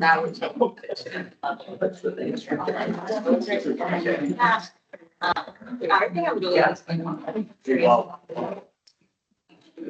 we doing? I wanted to hear like what is the purpose. You've been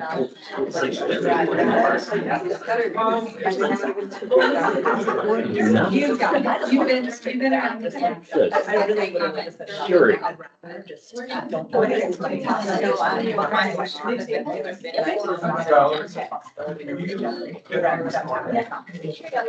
Bryce Park has closed office to it.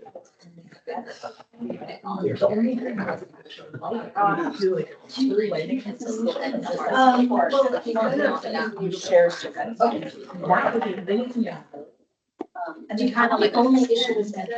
Everything. All the little. It should be a regular. Again, I've got a lot, maybe they might just do that, but I don't. Pile of ants. And I can have it lined up just in case. Well, At this point, you can push around that part. Mine's not really. No, and you said it well too, like. I got this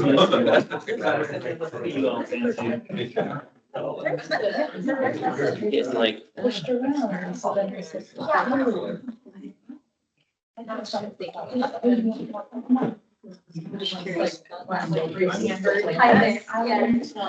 Chad, you're okay, Grace? I'm Jermaine, love you. Okay, good. But in the beginning, I was showing them arc, that they showed arc and I said, why is that even? I already thought that last night when I went to talk, it walked it back baseline and then. Okay, good.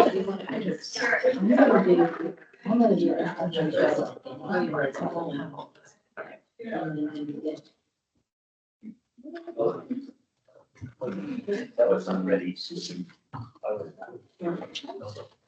Yeah, I would have gotten mine. If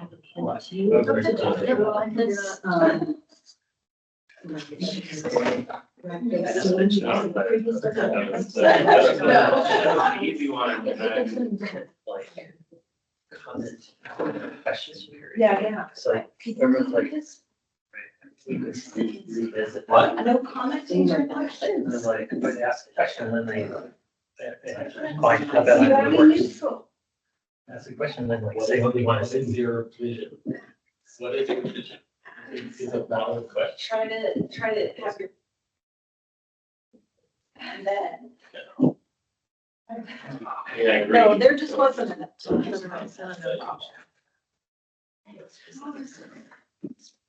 Hey, Molly. Yes. Can I use your power and if it works? I'm not sure if it will, but my. Your power is something like laptop. Or no stack. How you feeling, Ben? Not sure. What's that? How you doing? Mornings are rough, aren't they? Yeah. Mornings are rough, even on my good legs. Yeah. But I'll raise the hand. I never understood why mornings were so bad. Yours over here. Maybe like everything that you waxes. And then you all of a sudden start to use it. Maybe like my leg. Actually, no, it's the opposite. So in the 90s, my swelling was down. So at the end of the day, is the worst part. My leg gets like twice the size. Oh, because verticality, you're not breathing as well. I had like artery damage and nerve damage Do you have too. one of those squeezy ice things? Yeah, squeezy ice thing. I have ice sticks. I had a cooler that had like a water and ice in it, but then it had a pump. And it, Can I say? I had a full like wrap, Yeah. and it would like pressurize and then relax and then pressurize, and it was like running cold through it, and it was amazing. I rented it for my PTs, and it was like $50 for 2 months or something. They have not mentioned that to me. Okay, I'll ask, they exist. Yeah. That would be really good. It was incredible. We're gonna wait for one commissioner point for us. No worries. Like sometimes. I seem to be online. Okay, I used to come home and like. And I gave you that power. I don't know if that, I think it's a micro U. And then Uh, I worked. The ice was I really. seem to be Yeah, online. the pressure and the ice I was seem to be doing amazing. all right. Okay. Battery status is 96% remaining, so. Someone I let think you, that's gonna be good. and someone let you into the meeting, or? I joined, well, That's. I seem to be in the. I don't know the technical term for it, but squeezy ice. Squeezy ice thing. It was a cooler based thing. Park it. You fill it with ice and it runs water and it pressurizes itself so that it pumps. Okay, let's get started. I'll be. That's where we need 15 minutes. Okay. I know. Yeah, yeah. Yeah. Okay, well, in embracing the amount of time that we have, we're going to start our introductions as our commissioners sprinkle back into the room. So, today we have Sarah Maxana and Angela Brady with us to update us on the city's work related to down transit Westlake Link extension. We will not have an action today. We will have a comment and discussion period that will be led by Susan. And do we have any public comment? So far we haven't. Great. We will double check online to see if anyone has joined us who's hoping to provide public comment after the presentation. And at that, I will start us on commissioner introductions and presenter introductions, and then we'll go to the presentation. Can we start with Ben for introduction? Me is Ben Gist, architect. Hi, my name is Caitlin Trong. My pronouns is she and her, and I'm the getting. Morning, Brian Markham, Engineering Commissioner. Good morning, Zubin Rao, Architecture Commissioner. Good morning, Molly Spatalnik. I'm the Urban Design Commissioner. I'll be acting chair today and supporting Susan as our not action taker, our comment leader. Ray Gastelum, the Planning Commissioner. Shireen, Mr. David Adler. And I'm Andy Brady. I'm the director of the Austin Water Conservation Projects. Mouthful, but happy to be here today. I'm Sarah Maxana. I'm the Sound Transit Program Director, which is the Office of Water Projects and Sound Transit. Yet? Great. Are you calling it anything else yet? We're not calling it anything else yet. Okay, we're so we can talk about that. We have a little part of the presentation where we go through and talk about our organization chart and how that all looks. So, but we have other members. Chris Gregor, Government Community Relations and Board Relations. I'm CJ Holt. I'm the Deputy Director of the ST program. Eric Rundle, I'm Planning Manager. Quickly to introduce myself because I missed it. Yes. Sorry, my name's Kate Clark. I'm the art commissioner. And me as well, Phoebe Goldberg, Landscape Architect Commissioner. And then online, I think we have team members maybe, Yes, if we have any, or other STEM folks. do we have team members or individuals from SDOT online who would like to introduce themselves? Hi, I'm Susan Stoltzfus. I'm just taking notes today. I can introduce myself.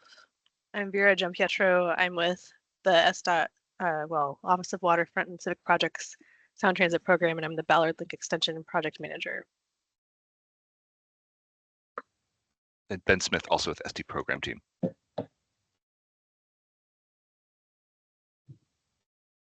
Okay, and with that, I will pass it over to Sarah for the presentation. Okay, let's see if, oh, PowerPoint Live, I've never seen that icon show up.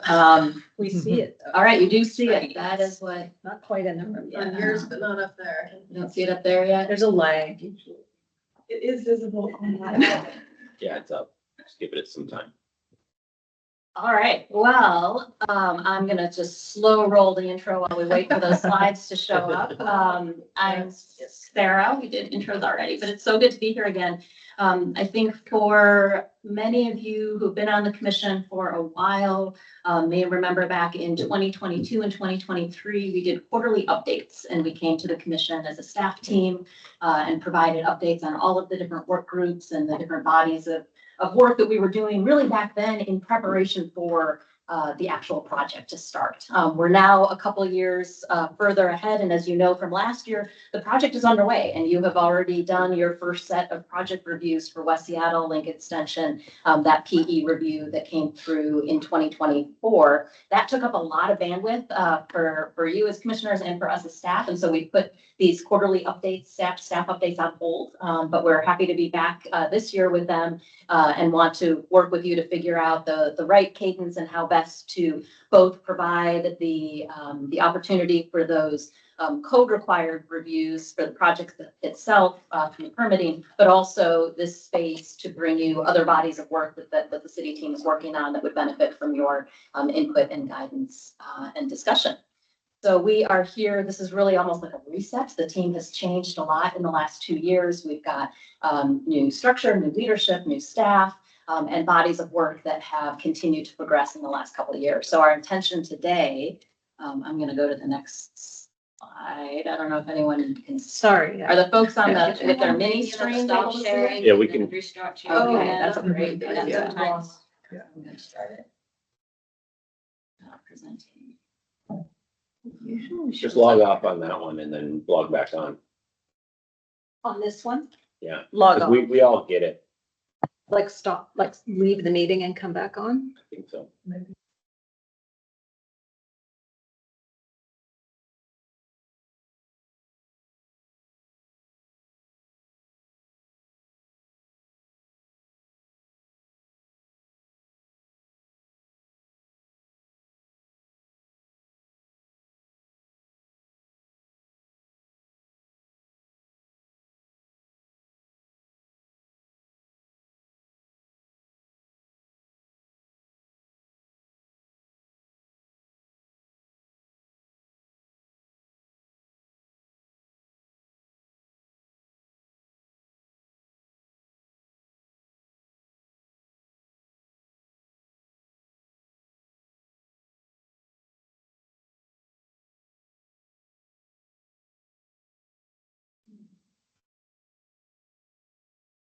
We were able to see one earlier, so. All right, let's try it She's again. gonna try to reshare here. Yeah.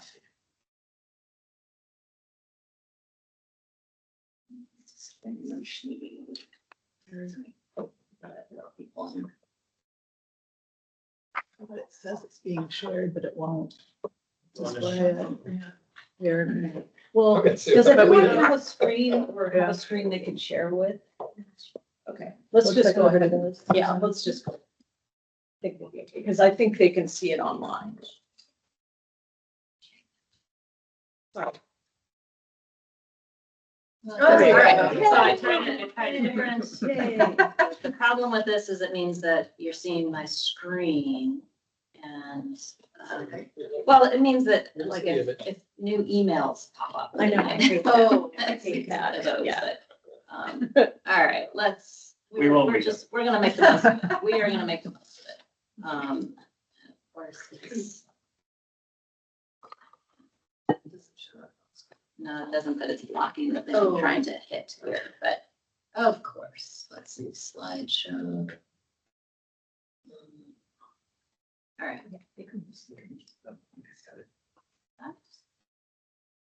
All right, we're just gonna go for it, and see. Yeah, all right.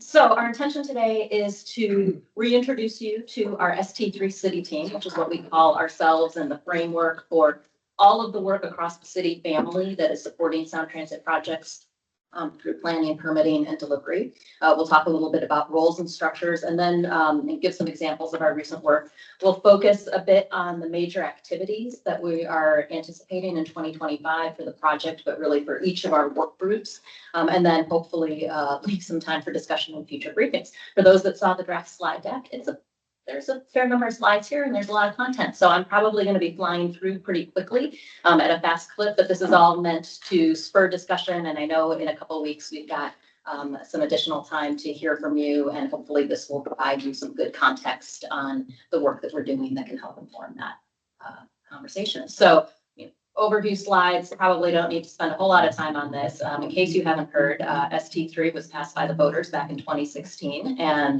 by an enormous margin in Seattle. And we are finally getting to the point where ST3 projects are starting to come online in the city, which is super exciting for us.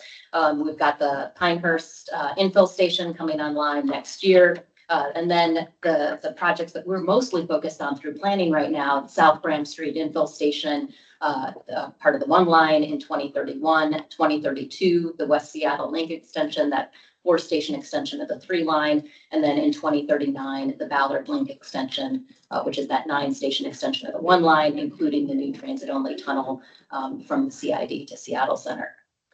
This ST3 city team, as this is the largest infrastructure program in the city's history, a whole lot of tremendous opportunity to rethink mobility, how we're getting around the city, how we're getting around the entire region. And while Sound Transit is delivering the system itself, there are huge roles that the city has to play in permitting and delivering this system. We have a One Seattle effort that we call the ST3 City Team, which is really a framework for the 20-some departments that are engaged in one way or another in delivering this system. We're led by the Office of Waterfront Civic Projects and Sound Transit, but we rely very much on the subject matter expertise and leadership from across city departments. There are a couple key roles to highlight. There are many roles the city team plays, but a couple key roles to highlight. The regulatory roles, of course, defined by statute and code, which will include the project reviews that come before the SDC. We have partnering roles that are defined by our 2018 partnering agreement that really focus on strong collaboration, leadership across city departments to help streamline delivery of the project. And then we have some delivery roles where we will be taking on aspects of the project or projects that are adjacent to the ST3 projects to help deliver those aspects. And that can include stationary planning and access to projects. Just to give a couple examples, I'm going to fly through quickly. We have a couple slides here that just are meant to give kind of a flavor of the different type of work that different city departments are engaging on under this umbrella of the ST3 city team. So at Pigeon Point, and I know you have had an opportunity to look at the PE plan set or the project review for this area coming out of the Duwamish Water Crossing and into the Delridge Station.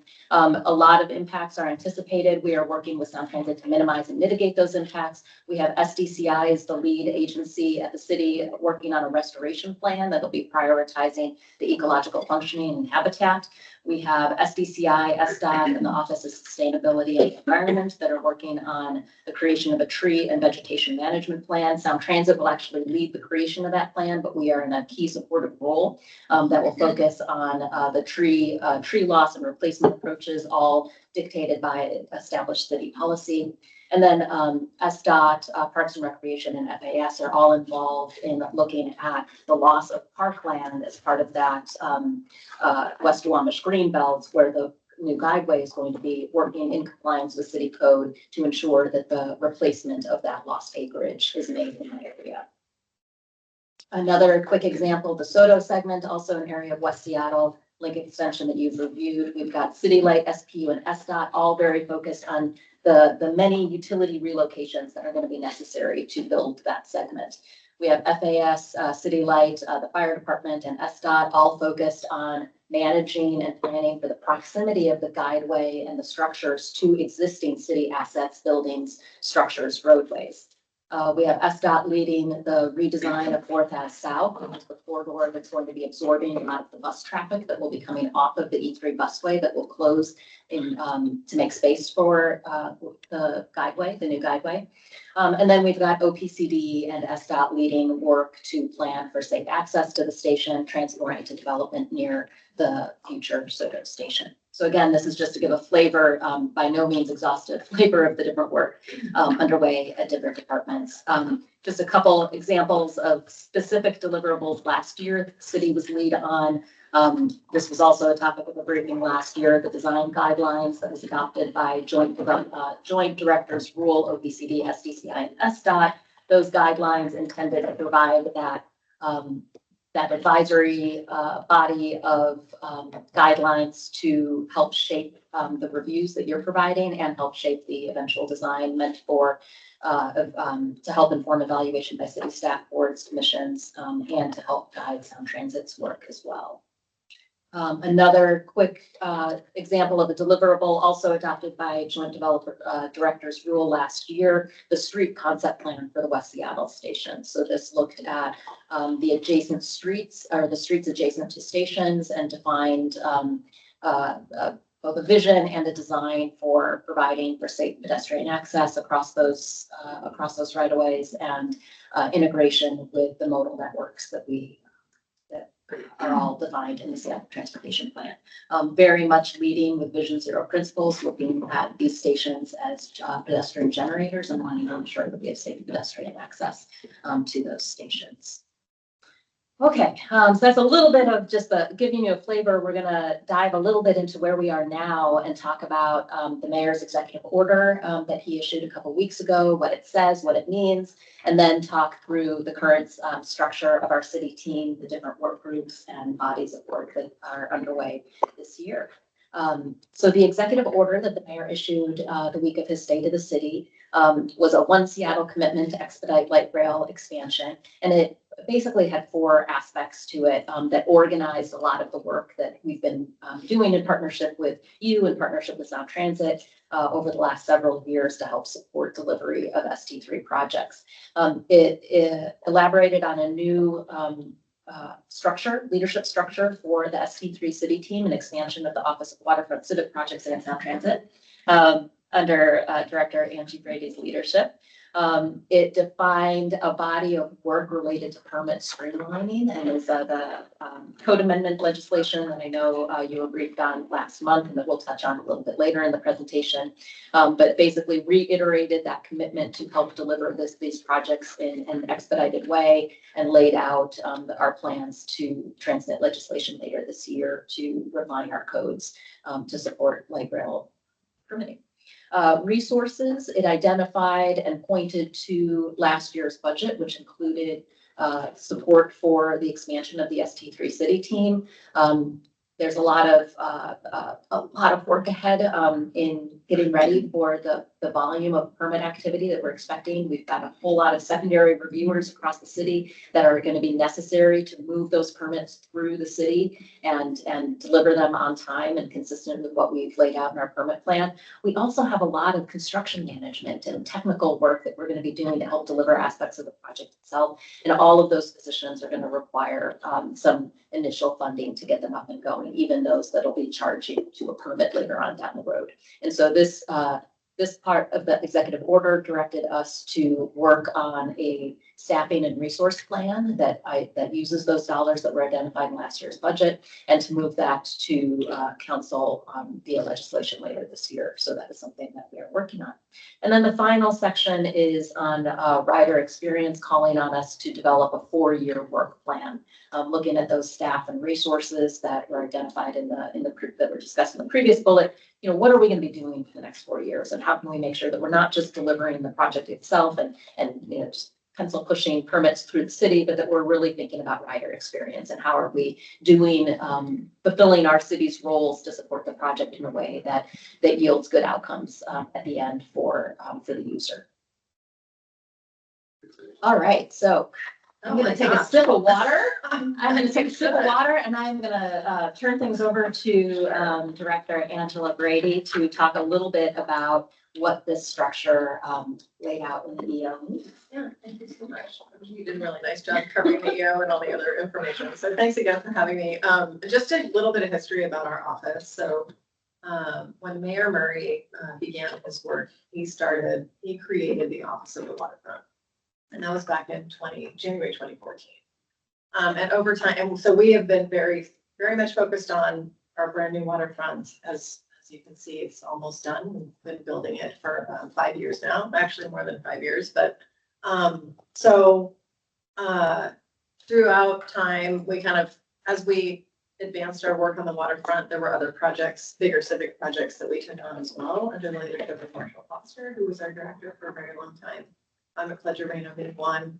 And over the course of last year, I was talking with the mayor's office and they were acknowledging that Sound Transit was such a massive program and they were really looking to us to provide leadership of the program. So we agreed to do that. The org chart that you're seeing on the screen right now just simply shows that the Office of the Waterfront and the folks that I have in leadership on the waterfront side are remaining and focused on waterfront construction and completing all the work we have going on down there. And then Sarah's leadership and the team that she has built is shown kind of in that light blue color on the screen. So the other new position that we've created since I started is Chris's position, which is key. He is our government community relations manager. And as you all know, you all have met Elliot Helmbrecht, correct? He was the former Sound Transit designated representative. So as director of this department, I am also the Sound Transit designated representative. So, oh, you got that definition up here. I will be taking that on, and I frankly have been drinking from a fire hose over the last 2 weeks that I started on this work effort. And so I'm just super thankful for Sarah and her existing team to help get me up to speed on all issues Sound Transit. I'm happy to be here. Yeah, what else I can say? I report directly up to the deputy mayor, Jessup Farrell, who then reports up to the mayor's office. There's a lot of benefits that go along with that in terms of being able to make decisions quickly, coalescing all of our department directors on key decisions that need to be made and then elevating those as needed. So that's been very beneficial for us in terms of our waterfront work.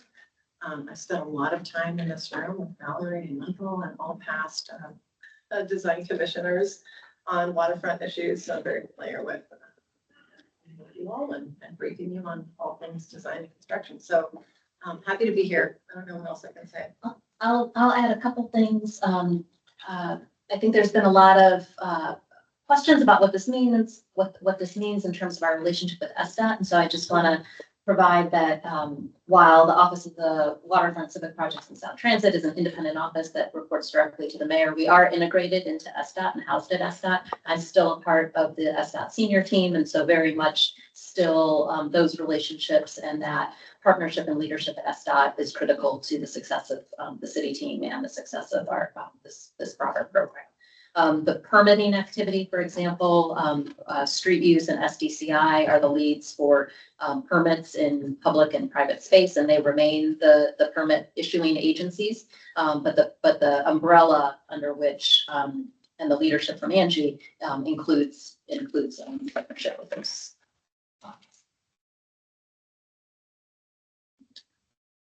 I will continue. So Angie mentioned the Sound Transit Program or the ST3 City Team. The ST3 City Team has had an interdepartmental structure in place since I first joined the team in 2020, and it was a bit nascent in 2018, 2019. But it essentially relies on multi-year interdepartmental teams or interdepartmental structures, and we have called those work groups. And the work groups are both internal and interagency with Sound Transit. So there's always an interface between Sound Transit, but also a body of work that we are in an organization internally. We have 8 work groups that are staffed in one way or another right now. And engagement, planning, engineering, environmental, permitting, funding and financing, real property, and equity. And we'll go a little bit, a slide on each of these in a moment.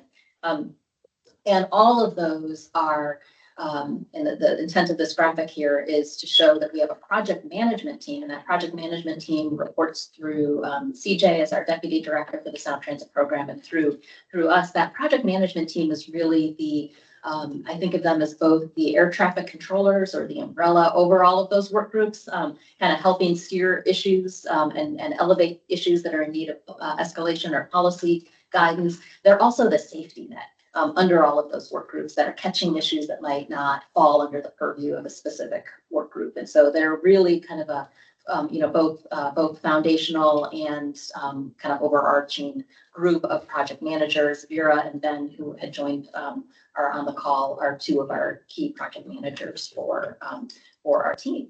The project managers also liaise with the Sound Transit leads for the project. So our West Seattle Link Extension project manager, Saranya, who was in front of you several times last year, liaises with the West Seattle project manager segment lead at West Seattle as a critical point of contact for the city.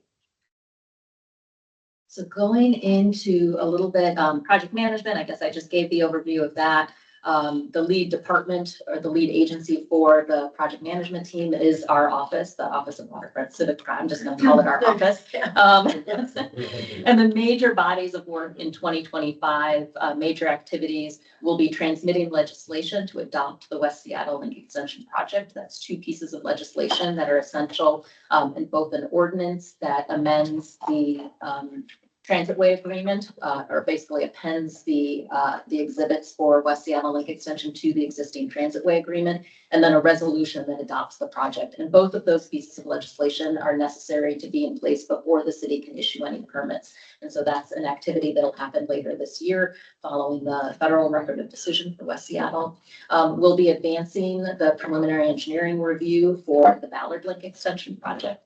And then we are doing a lot of work to develop all of the internal structures and protocols as we're transitioning Ballard, but especially West Seattle, from planning and environmental review into permitting and construction. So it's really forcing a change in the way that we're structured, and I think highlights an excellent choice to work with us Waterfront because of their experience in actual capital project delivery. So their leadership, Angie's leadership on that front is going to be critical. Continuing on through our work groups, the engagement work group is led by our office with leadership from SDOT.com. So Susan is our, who's joined the call, is our engagement manager. OPCD, Department of Neighborhoods, are engaged as well.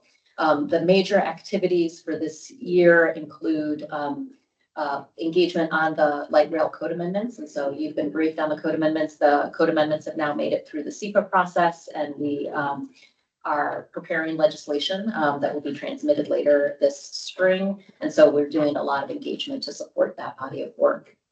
Later this year, it's anticipated that we'll start working on West Seattle Link Extension station area planning. So that's a body of work that OPCD will be the lead department on, but our engagement team will be supporting that. And then we will also have the Ballard Link Extension environmental review, which of course Sound Transit will be the lead on engagement, and we're in a supporting role there. Not listed here, but it's also critically a part of Ballard Link Extension is the South Downtown Hub planning effort, and that community engagement process that will also be wrapping up with some final recommendations later this year. Planning work group. Planning work group is, I haven't been reading off the slide for the purpose of each of these work groups, but the planning work group is key both for delivering the project itself, helping inform the design of the project itself, and for all of those accessory or adjacent plans that the city will be delivering on. So stationary planning, access plans, equitable TOD, OPCD, of course, is a lead department in much of that work. As in partnership with our office and SDOT. Major activities this year, intention is to begin station area planning and advance access projects for those West Seattle and extension stations.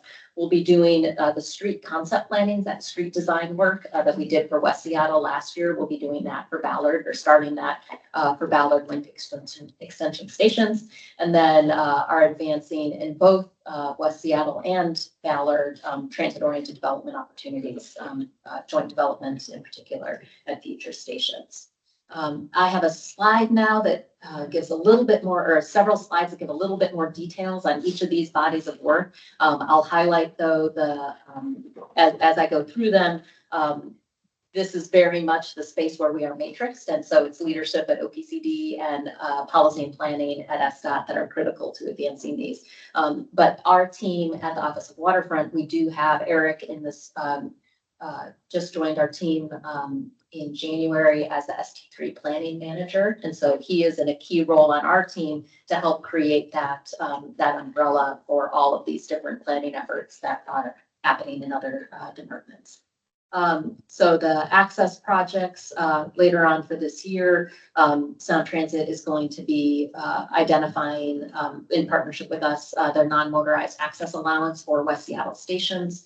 So we're working on that as a next step. We're working on bringing projects to 10% and prioritizing then amongst all of the candidate projects, which ones will move forward in West Seattle. Ballard, we're generating that initial project list, and it is under review right now. There'll be a screening process for those projects as they move forward. South Graham Street is also in that same timeline as Ballard. That initial project list is in development. Station area planning, OPCD, and policy and planning at SDOT are leads on coordinating the community planning efforts that will be happening in the station areas, so that roughly half mile radius around stations. Their initial focus is going to be on those West Seattle stations and South Graham Street, as those are the ones that will be coming online earliest right now in 2030 and 2032, 2031 respectively. But then also starting to think about, long-term, what the timing will be for Ballard as well. The anticipated launch for the engagement effort for those station area planning efforts will be later this year.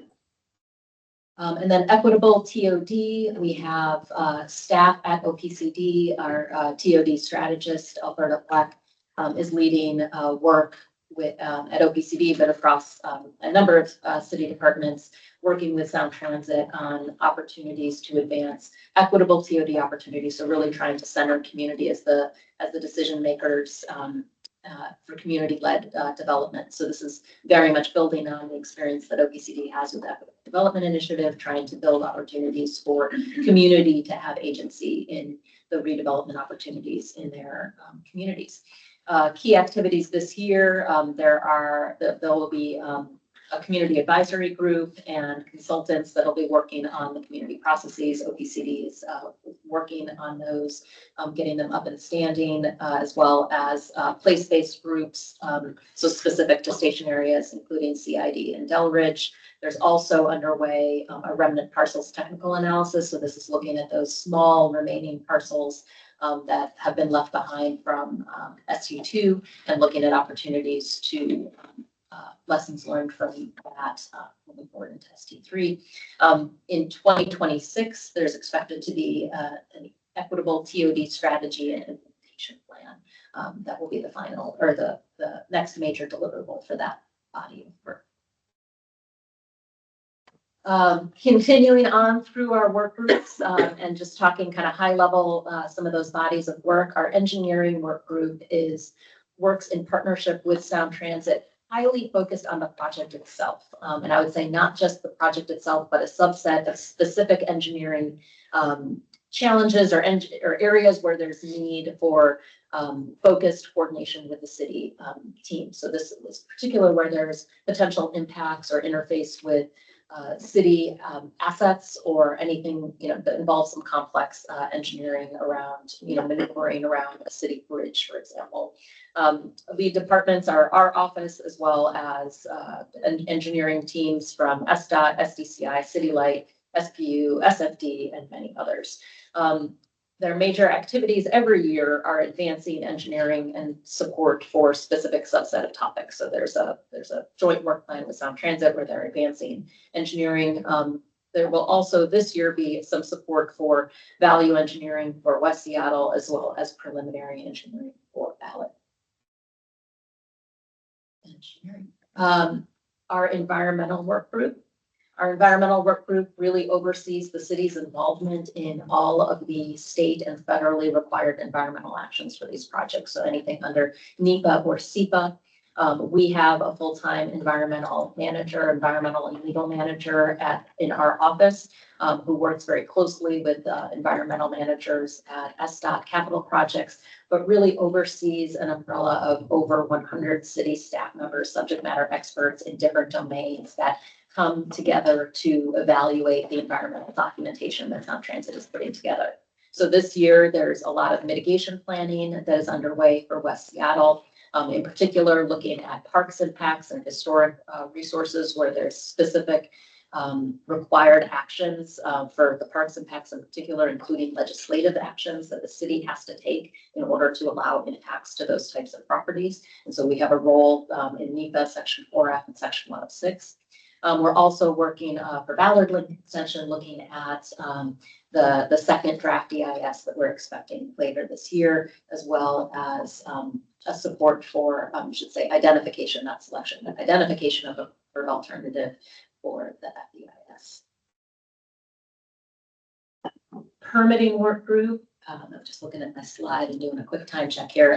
Permitting work group coordinates right now has been largely pre-permitting work. So all of the coordination and planning for permit streamlining, and we are just phasing this work into actual permitting as the project is getting nearer to submitting permits. So major activities this year is the code amendment legislation that we brought to Lindsay King at SDCI. Brought to you last month, and then progressing the early permitting activity for West Seattle Extension. Couple additional slides on permitting, just to quickly note.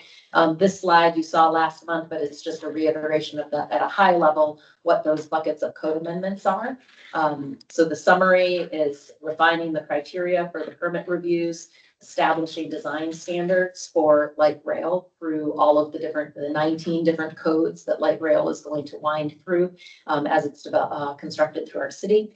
Code amendments related to project level tree and vegetation mitigation and management plan, revising parking for bicycles, identifying the Seattle Design Commission as an advisory review panel, and then streamlining master use permit process. I think I've got one more slide on this. One more slide. There we go. All right, one more slide on this. And this is just addressing some of the specific comments that came up in the briefing last month with the Design Commission about the code amendments related to the Design Commission's role. And so just wanting to reiterate what I think Lindsay said last month is that the code is meant to direct very specific bodies or very specific issues that the permit process is going to require your input or require your guidance on. And so it's at PE 30% and 60% with an additional briefing at 90%. And it really lays out aesthetics, functionality, specific aspects of the project that we need to incorporate your guidance into the permit process. The SDC still absolutely retains the ability to provide comments on any other host of topics. And that was, I think, was one of the back and forth that came up in the discussion last month. So it doesn't preclude any of that. It just provides a list of specific topics that are essentially will be in code that are topics that must be included as project elements defined in the code for review.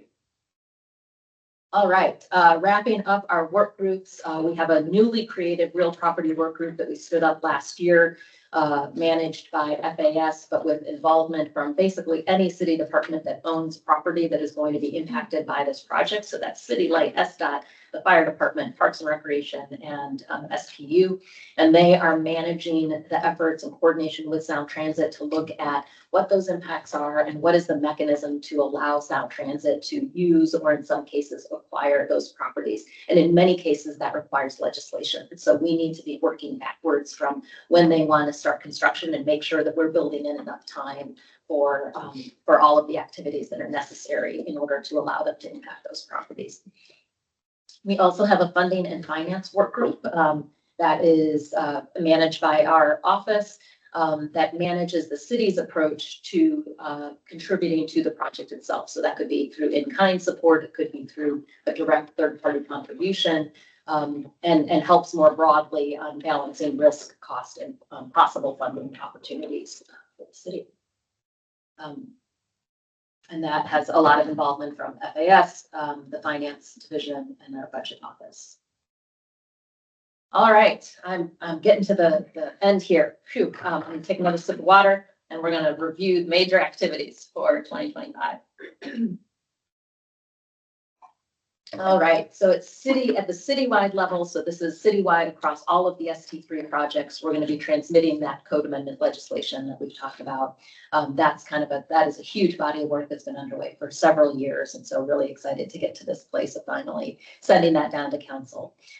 We're also going to be developing that work plan and the resource plan that was laid out in the executive order.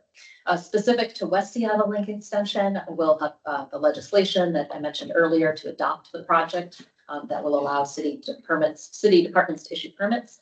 We'll also be supporting Sound Transit's efforts on final design and early permitting for West Seattle. And we'll be getting ready for construction in 2026 and 2027. Sound Transit's going to be acquiring properties and they're going to be getting ready for construction. And that means we need to be working with them on the construction management plan. So we'll be looking at those impacts to public and private property right of way, developing the mitigation plans necessary, and then city-led developing the station access projects at Begin Station. South Graham Street will be supporting identification of a preferred station option. The Sound Transit Board is going to be taking that up this month. For Ballard Link Extension, we'll be reviewing the EIS documents that are expected in Q2, the new draft EIS. And supporting the board action to identify a preferred alternative for studying the FEIS. With that is also going to be in tandem an update to the joint agency racial equity toolkit, as well as completion of the South Downtown Hub planning process and next steps for implementation. We will have preliminary engineering for the Ballard Link extension system as well. And that's all then getting ready for the project reviews, the PE project reviews that will come your way, likely in, I think probably not until Q1, but maybe Q4 of this year. And then developing those street concept plans and beginning the access planning. My last slide. Upcoming SDC touch points. So as we started off with at the beginning, this is the first staff update that we've given you in a while, kind of reintroduction to the city team and all the work that we're doing. We had been doing these quarterly back in 2022, 2023. And so if this is a restart of those quarterly updates, we'll have those as touch points later this year. And then in 2025 through 2027, asterisk subject to project schedule changes, you'll have the West Seattle Link Extension project reviews. That was divided into 4 sections or 4 segments last year. We anticipate those segments would stay. So 30% review for those 4 segments. For Ballard, you have the PE or that 15% pre-permitting project reviews. The number of segments I think is still to be defined, but it is a longer system than West Seattle. So we can probably assume it's going to be more than 4. And then for South Graham Street, a PE or pre-permitting project review as well. I'm going to take some water. I'm going to say thank you so much for having us. This again, high level, really fast. Any one of these slides we could have spent the entire time on. So happy to stop sharing my screen and I think send it back to you, Molly, to walk us through a discussion. Well, thank you so much for the presentation. I'm going to cover two quick things and then I will pass it over to Zubin. So the first, in a moment, I'll open it up for any public comment in the room or online. Prior to that, can I get a show of hands for commissioners on who is able to stay until noon so that we can prioritize time for Noon. Almost. Noon cutoff. Right. I could do it. Okay, great. Okay, I'd like to open it up for public comment online and then in the room. So if anyone online would like to provide public comment, please raise your hand. And we will start in the room while we wait for hands on screen. Okay. At that, it looks like we don't have any public comment at this time, and so Zubin is going to kick us off for. Sure. Well, so I guess, yeah, thanks for the presentation. It was really awesome. A lot of information packed in there. I guess maybe first, do we have, I don't think we need to go commissioner by commissioner, but do we have any just, sort of nuts and bolts questions about the material that was presented right off the bat, sort of not getting into discussion issues, but just clarifications or anything where I'm curious about? I just had a nuts and bolts, like there is an organization that's Sound Transit. Where does that fit within the structure that you presented? So Sound Transit as an agency? Yeah. So all we laid out was our city structure. Yeah. Sound Transit as an agency is absolutely, they're the agency responsible. They've got the money, they're delivering, they're delivering the project. For every single one of those work groups, there is a counterpart. And there is so we have. So it's sort of a horizontal. Exactly. Meshing. And we didn't provide that here, but absolutely every single one of the project managers on our side. So our Ballard Link project manager has a Ballard Link segment lead on the transit side that they're working with. Our planning manager, Eric, on our side has a planning manager lead that's leading the work. And it's not always completely apples to apples, but we roughly have a structure that aligns with Sound Transit. Angela has a counterpart in Brad Owen. That's right. Sound Transit. I have a counterpart in Sandra Fan. So we all have our counterparts and structures that are set up for all of the collaboration that we have to do to further all of this work. And some of those activities that you're running, like the value engineering sessions, is that a separate value engineering exercise than the Sound Transit value engineering exercise? Or is it the same one and you're both on it? That's a great clarification question. Thank you for asking that. That is one of the spaces where we are in a support role. So there's a lot of bodies of work where the city is the lead. We have to lead on sending legislation down. We have to lead on stationary planning. There's a lot that we're doing we're in a support role to Sound Transit. So Sound Transit is undertaking value engineering for West Seattle right now. They will call on the city to come in and be a part of that process this year, as if those topics affect the design, they'll ask us to be involved. So we're in a support role. We're expecting that there will be a role for us this year. It's not fully defined yet, but we know that that'll be something that we're doing next year. We're pushing Sound Transit to be more engaged in the early part of that set of discussions on the value engineering. We know that they are developing some ideas, that they've proposed a few of those ideas already to us behind closed doors that we can't talk about. But we're trying to push to really spend. I was wondering, just pushing or pulling, or is it like hold hands and jump right there? Yeah. Thank you. Great question. No. You're like, Any other general question? Correction. Okay, great. Well, I think Valerie had prepared a number of questions that we all got in our project briefing. There are kind of four primary questions kind of around, what's the information that's most useful for us in the commission to kind of talk about that we're getting from the city teams, kind of where we see our value in plugging into the city work, what can we do to kind of collaborate efficiently, and sort of what are the most important things to hear from these quarterly briefings. So I think this discussion around those four topics is kind of maybe intended primarily for commissioners, but obviously we want to kind of invite your guys' input as well. So maybe if we kind of start with that first theme of what's the information that's kind of most useful for us, and kind of what do we find most helpful in these reviews. Again, I don't think we need to go around the room person by person. I think it's more just an open discussion. So if anyone wants to chime in. There's one item that I would start with. So acknowledging the work around station area planning that's forthcoming. We did in our prior process see things like street concept plans after they were adopted. We saw station environment plans from Sound Transit. And so I think as much as we can understand upfront as the work plan rolls out, and as we talk about what we review ahead of time, the more that station area planning and what that high level OPCD thinking is providing, and as early as that is available and useful to share with us, so that we are then looking at things like street concept plans in the context of OPCD's work. And we're then looking at station environments within the context of OPCD's work. I think that is something that would be really valuable to our starting from the breadth of planning work and moving into station environment and moving into the station reviews themselves. I think that's particularly challenging because Sound Transit tends to present the station.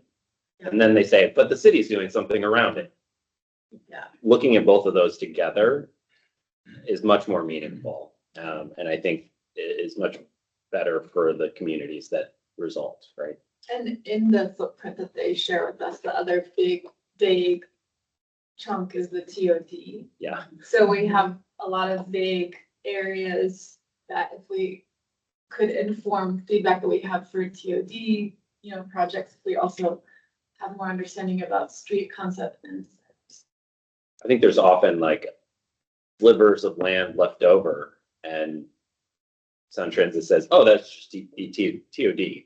And some of us wonder whether it is viable land that a developer will ever pick up.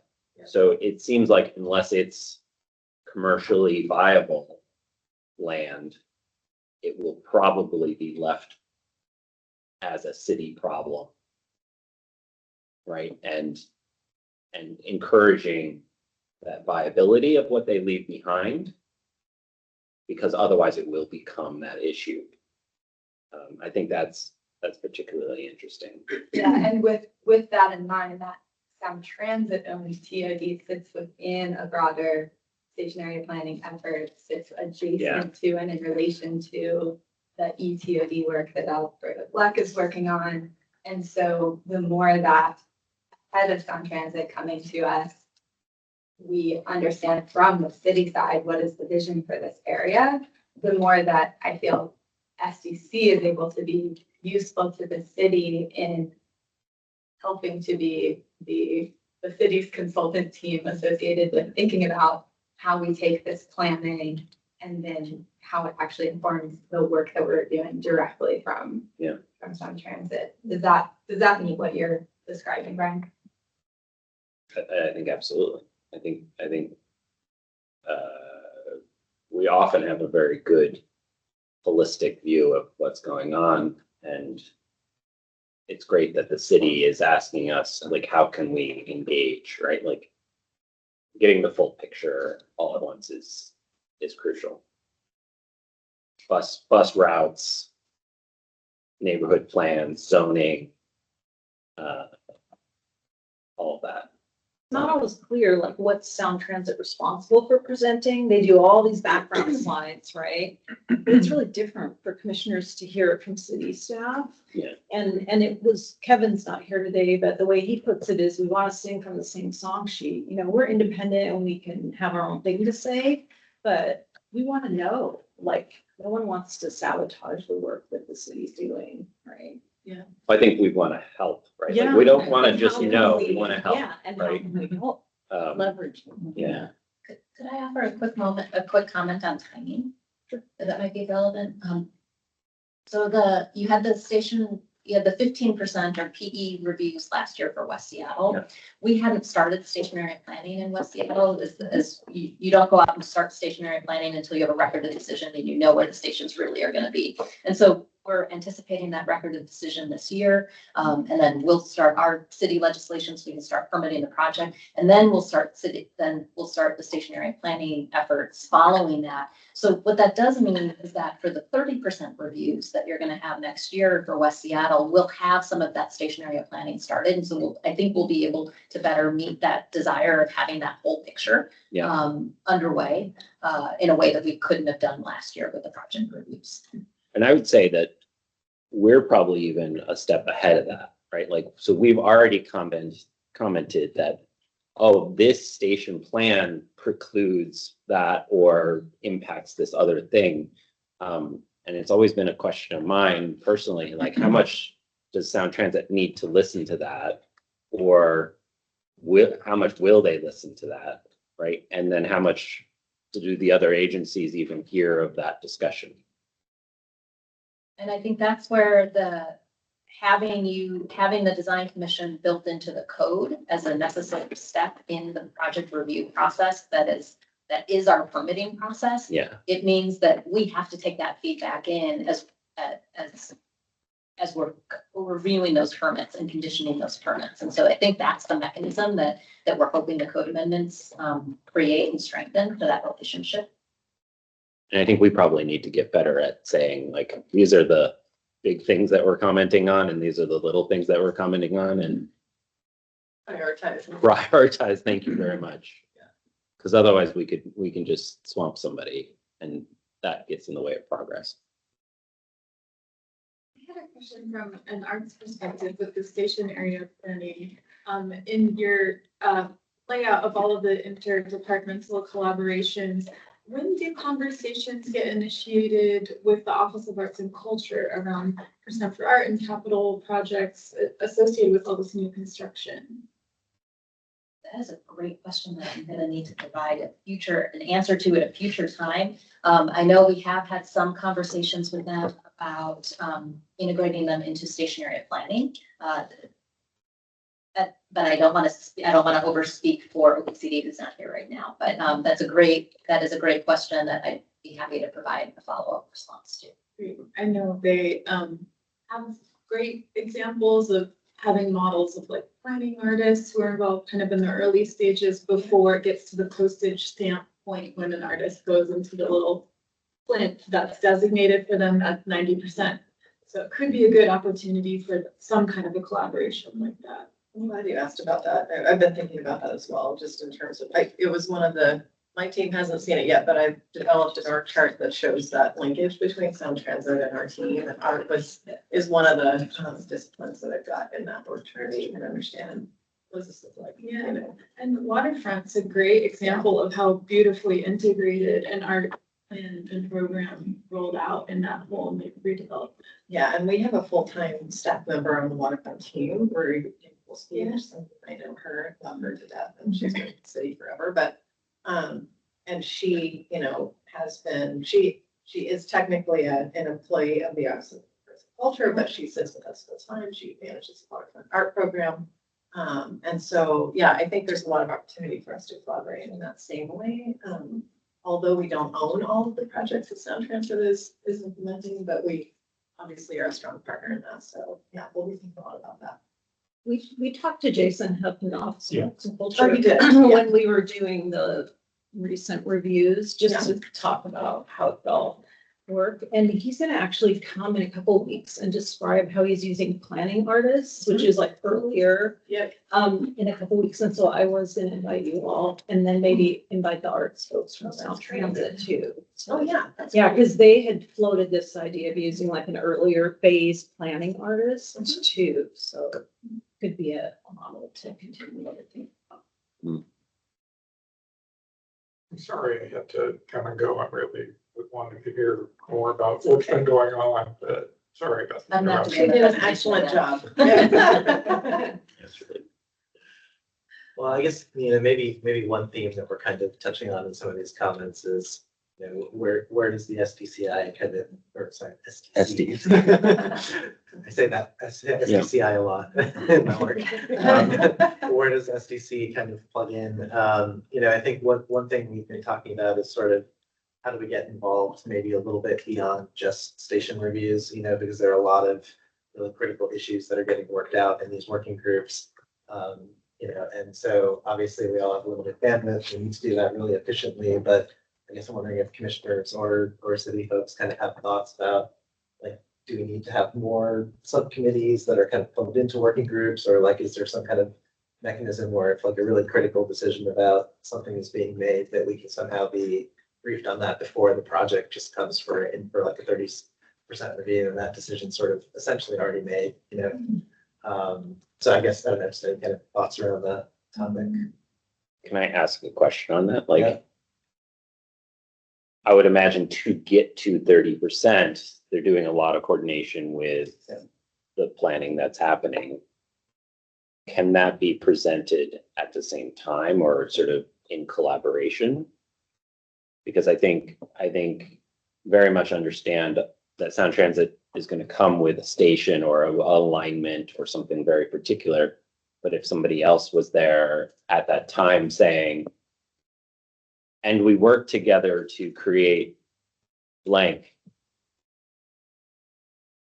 Yeah. Like we acknowledge that a lot of work is happening behind the scenes. Right. Maybe a parallel presentation would be a nice way to encourage that. Like I know in some of the prep it together, guys, and present it together. Yeah, like I think in some of the Westlake reviews, I feel like the ones that stuck out in my mind were like, Jonathan Williams from Westlake was here, kind of just talking about the work they were doing, and we were fortunate to have him sometimes, but other times, and that was really great to just kind of have that person in the room, at the same time, sort of talking about the work that was being done. So. Yeah, I mean, I think it's both. I think it's really useful to have city voices in the room during those reviews themselves, acknowledging that on some of these projects we'll have a big gap prior and we will have the opportunity of these quarterly briefings. I would be curious to hear from you all as your thinking develops about these working groups. I think that you all have an understanding, particularly from your work off of the waterfront, in where the SDC can be useful to your goals and where you might have some of these key points where SDC input would be really valuable. And so kind of from an efficiency perspective, I'd be curious to hear from you all where you hope to strategically utilize us beyond those reviews so that we're doing it when it's useful. We're not overburdening the commission or you all, but we're also not staying outside of those efforts until it's too late to be useful on them. Yeah, rework and maybe kind of like, does the new code language and the new director's rules kind of give you a little more, for lack of a better word, ammunition to kind of say, oh, that's an issue that we probably need to, look at with the design commission, perhaps even ahead of formal station review. Similar to the way other reviewers would be looking at the permit application. Yeah, one comment that all, great questions, I think, and good fodder for us to muddle through, chew on and muddle through. One thing I'm really looking forward to is the roundtable that you're planning in a couple of weeks. My understanding is you'll be looking back at the process we had for those first project reviews last year, which each of those included, I would say, a pretty extensive and labor-intensive staff review process that went beforehand that was meant to do many of the things that you're identifying right now, is to look at, what is Sound Transit presenting to you? How does it relate to what you've heard before and what you've prioritized before? How does it relate to what's in the code and the design guidelines? And then kind of setting up the key places where we think there's a gap or there would be a real need for your guidance. And so I think first and foremost, the top priority for the city team is what the code is requiring of us and what we've laid out in the code, and that's those project reviews. So I want to make sure that we're doing everything to make those project reviews as meaningful as possible. We do have city staff, the project manager. I know Jonathan Williams, who was the predecessor, Eric's predecessor, was there for some of them. It's always our intention to have at least the project manager and probably almost always the planning manager as well in those reviews so that they can be, an active participant and certainly at least there to receive all of the feedback that you're providing. But I'm eager to hear how we can improve on that structure that we've set up. And then how can we use these quarterly updates to bring you, some of the questions that I hear that are being brought up now about stationary planning, about arts, how can we use the next quarterly update to bring information back to you and bring the staff, relevant to those bodies of work back to you to respond to that. So those would be my first two thinking. I'm very cautious about bandwidth and focus. The project reviews that are laid out in 2026, if West Seattle remains for 4 project reviews and Ballard might be 6 and Graham might be another one, that's 11 briefings right there. And some of them might trigger a follow-up briefing or a follow-up discussion. So I want to be first mindful that that our staff are doing everything to support those processes, and how can we integrate and provide opportunity for the guidance on the other relevant issues as part of that structure if possible, and if not, where's the logical and efficient place to direct. One of the things that after today, after the roundtable, where I think we had that open discussion, we thought that the staff review panel was going to be X. What did we learn about how does it need to be, not just rethought for the broader needs of this new department, but what's our sub part? Because I think we're definitely part of that, but there's larger gains by having this sort of consolidated panel. So I think what's going to happen is Kevin, Molly, Valerie, and myself are going to meet after the roundtable to say, so what are the things during this interim period before you come back for hopefully a staggered reviews of BLE in West Seattle? What feels really pertinent to come to sooner rather than later to answer some of the questions that may be fragmented a bit in terms of the work product that we're particularly interested in? So we're going to do that. And then I was intending, after sitting down with them, coming back to the two of you and saying, here's what I think the commission is most interested in. Let's figure out how to make that work in advance of that. And I think the other thing that we're thinking about doing is establishing a permanent subcommittee of commissioners as a working group, instead of, because what we've been doing is grabbing people as they can, and that's great. Yeah. But having up to 4, because if we have more, then it becomes an open meeting, subject to open public meeting act, so it's less nimble. To have a working group that we can bring in. We did that with Waterfront a little bit. Yep. We had a couple of key projects that we were able to handle outside of the larger setting. That helped out a lot. And that working group becomes the people that other commissioners look to for, so. Yeah. What's going on and what do we?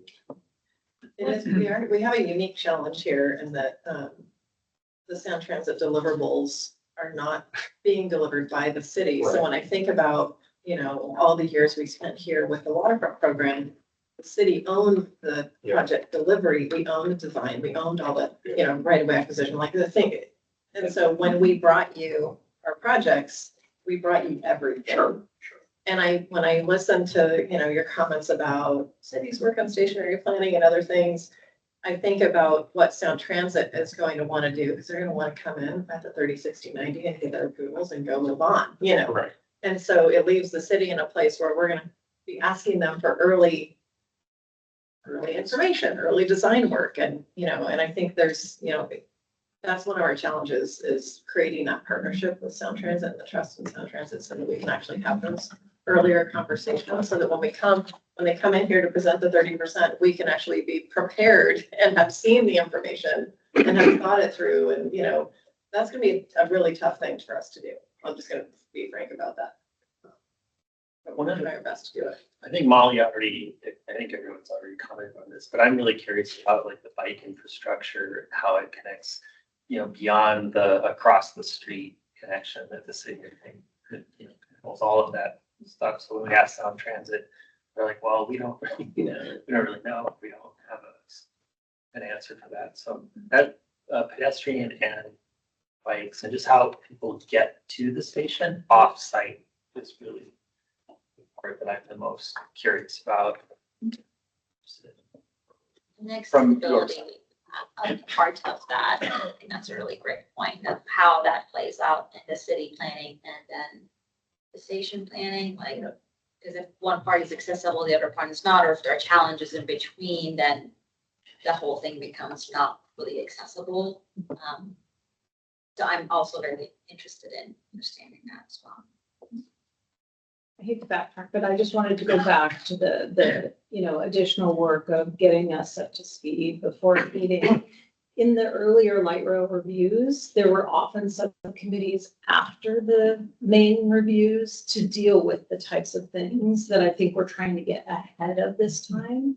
So when we did the permit streamlining, it was identified like where we ended up having to have subcommittees after major reviews, like the Northgate Station, because the garage decision hadn't been made, or there wasn't a path to the mall and things like that. And so I think this trying to get a staff review panel put in place, trying to get the information we need so that when we walk in the door, we can make a clear decision is really actually time saving. And it avoids kind of the bad blood that comes from getting these decisions that have all these straggling subcommittees afterwards to deal with things. And we really only identify those during reviews when they're considered absolutely critical. There was no pedestrian path to the mall from the Northgate Station until we flagged it. So I think the city work will identify this stuff much earlier anyway. But that's why we want to kind of be looped in too, so that we don't end up ending up identifying in our big reviews these big ticket items that should have been recognized a lot earlier. One example of that, thanks to Valerie's coordination of in advance discussion, I'm thinking about the Longfellow Creek example where we were able to meet with SPU staff and the environmental teams to learn about modeling and research that they were doing on the impacts of the proposed guideways in West Seattle on the creek there. So seeing those plans in advance in relationship to the plans we were being presented to by Sound Transit and having that background information really helped, to be determined in terms of how that plays out. But it was a lot of background research that otherwise wouldn't have known about at all. That's really useful. There's just like a certain amount of information you need to be able to make good comments. And that's just what you need. And if you go into a room in a vacuum, you're just gonna, not make the best comments, right? Well, and that information is different depending on 30, 60, 90, right? Yeah. Like, we shouldn't be commenting on concept at 90 and changing the whole concept, right? Like, that just fundamentally can't happen as an organization. We should be getting those as early as possible. And so I'd say the master plan around a station is absolutely crucial up front, because that's when the consequence and that's when the change can actually happen without huge disruptions. My role as chief Timekeeper. timekeeper tells me it's 11. Whatever, that's just to read. Oh, it's 11. Oh, we did take, so we used to have a clock here that didn't take accurate time. On top of all that. Well, I took it down and just put it on that. Yeah, there's room. Well, It's yeah. crazy how complicated it is. That's what I learned today and I think I kind of knew, but wow, is this complicated. It is. If I conveyed that accurately. I know. The clock is accurate right now. I think we've kind of touched on most of our meetings here, I guess, maybe just open it up to any other comments or I think, next steps are we're having this roundtable in a couple weeks. Looking forward to it. Any other kind of questions or comments, items for discussion? So we'll definitely continue on the conversation about the staff review panel in that next conversation. And we can continue on some of the items that are most useful in quarterly reviews as well in that conversation. Do you all have any clarifications or anything, Phil, as we've had this conversation, you want to add? Okay, then I'm sure I will. As I get up to speed. You know where to find us. Yeah. There's maybe one quick question. You mentioned that you're creating kind of a work plan, to manage this matrix of working groups. Is that something, Valerie, you'd have access to, or that like design commission can kind of review and maybe have a better understanding of where we can plug in and just our awareness of the overall kind of work plan beyond just the review points we have? I think that's the intention Yeah. of the quarterly updates, is Okay. that we would be providing, in real time, the work that we're doing, but now that the executive order directs us to do this public facing work plan, that would be something. And maybe we can try to send that out a week ahead, so you all can look over, because it'll be. Fresh. When we had originally scheduled the roundtable, we got caught up in that snow Yeah, event we that we had. But previous to that, what we wanted to do was to have commissioners sort of highlight, I think, which turned out to be 4 specific questions to guide the roundtable. We got those to Sarah. I think we're all in a good place. We should probably give them to you. I don't know that today changes any of that because it's really just designed as a place. Let's have a question to start. Yeah. And see where we go within that, whatever that time frame is. I think we're about 15 minutes per question. And what I've heard, the law that I've heard, I don't think those questions change, which is what did we learn about the staff review panel and how does it need to change or pivot based upon what you've learned, what we've learned, and what our role is in that. Yeah, and the only clarification that I'll put out there is that our role for the roundtable is listening. But if there is a role for us to talk about what we learned from that staff review panel process, I want to figure out the right way for us to convey that, because I think it was a very labor intensive and informative process. And I have no doubt the team has thoughts on what went well and what didn't go well and what was useful and what wasn't useful. You have to be a part of it. Sure. Because we both learned from it. We both did it together. And I think that the intention of it was for it to be truly a roundtable, truly a discussion about what worked well for us, what worked well for you all, what did not work well, how do we shape this process together so that we can be a strategic portion of your process. We don't want to be an outside body to the city process. We're a piece within that. And so we want to make sure that the process is working for you and for us to do our best work together. Is the roundtable inclusive of Sound Transit or just an internal? It's really city. It's about what we're doing. It's an open public meeting and of course they're invited to attend and listen, but it's really about how does the city staff and by extension the commission, how are we all working together from the city's perspective? Is there a rhythm that is expected for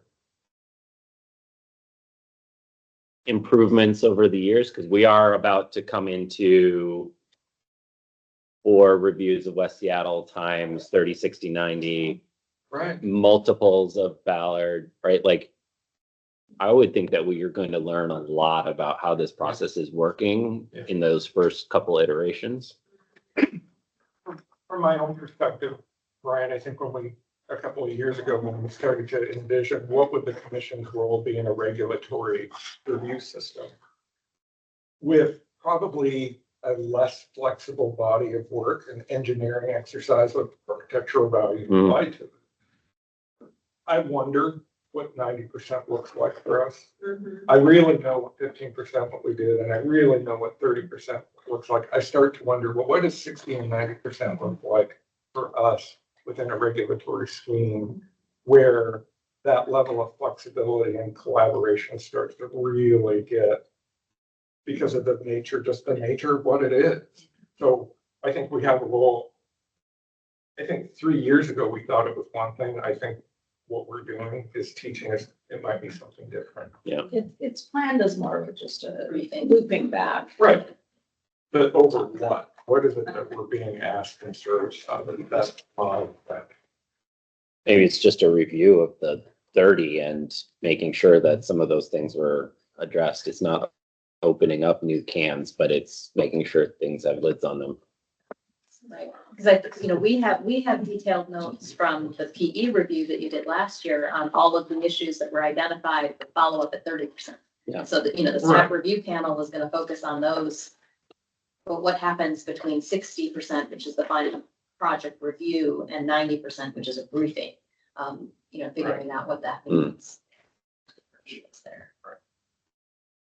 It's uncharted territory. For the roundtable, if commissioners agree, I think it would be great if the staff came with their lessons on too. Okay. And I think it would be super important to hear what was time consuming about it, like, so that we can figure out how to make it more efficient.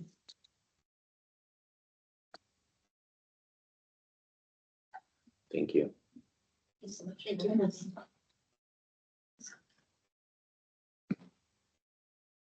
Thank you. I think we might be going to stop the recording. Yeah. Yeah. Sorry again. I had a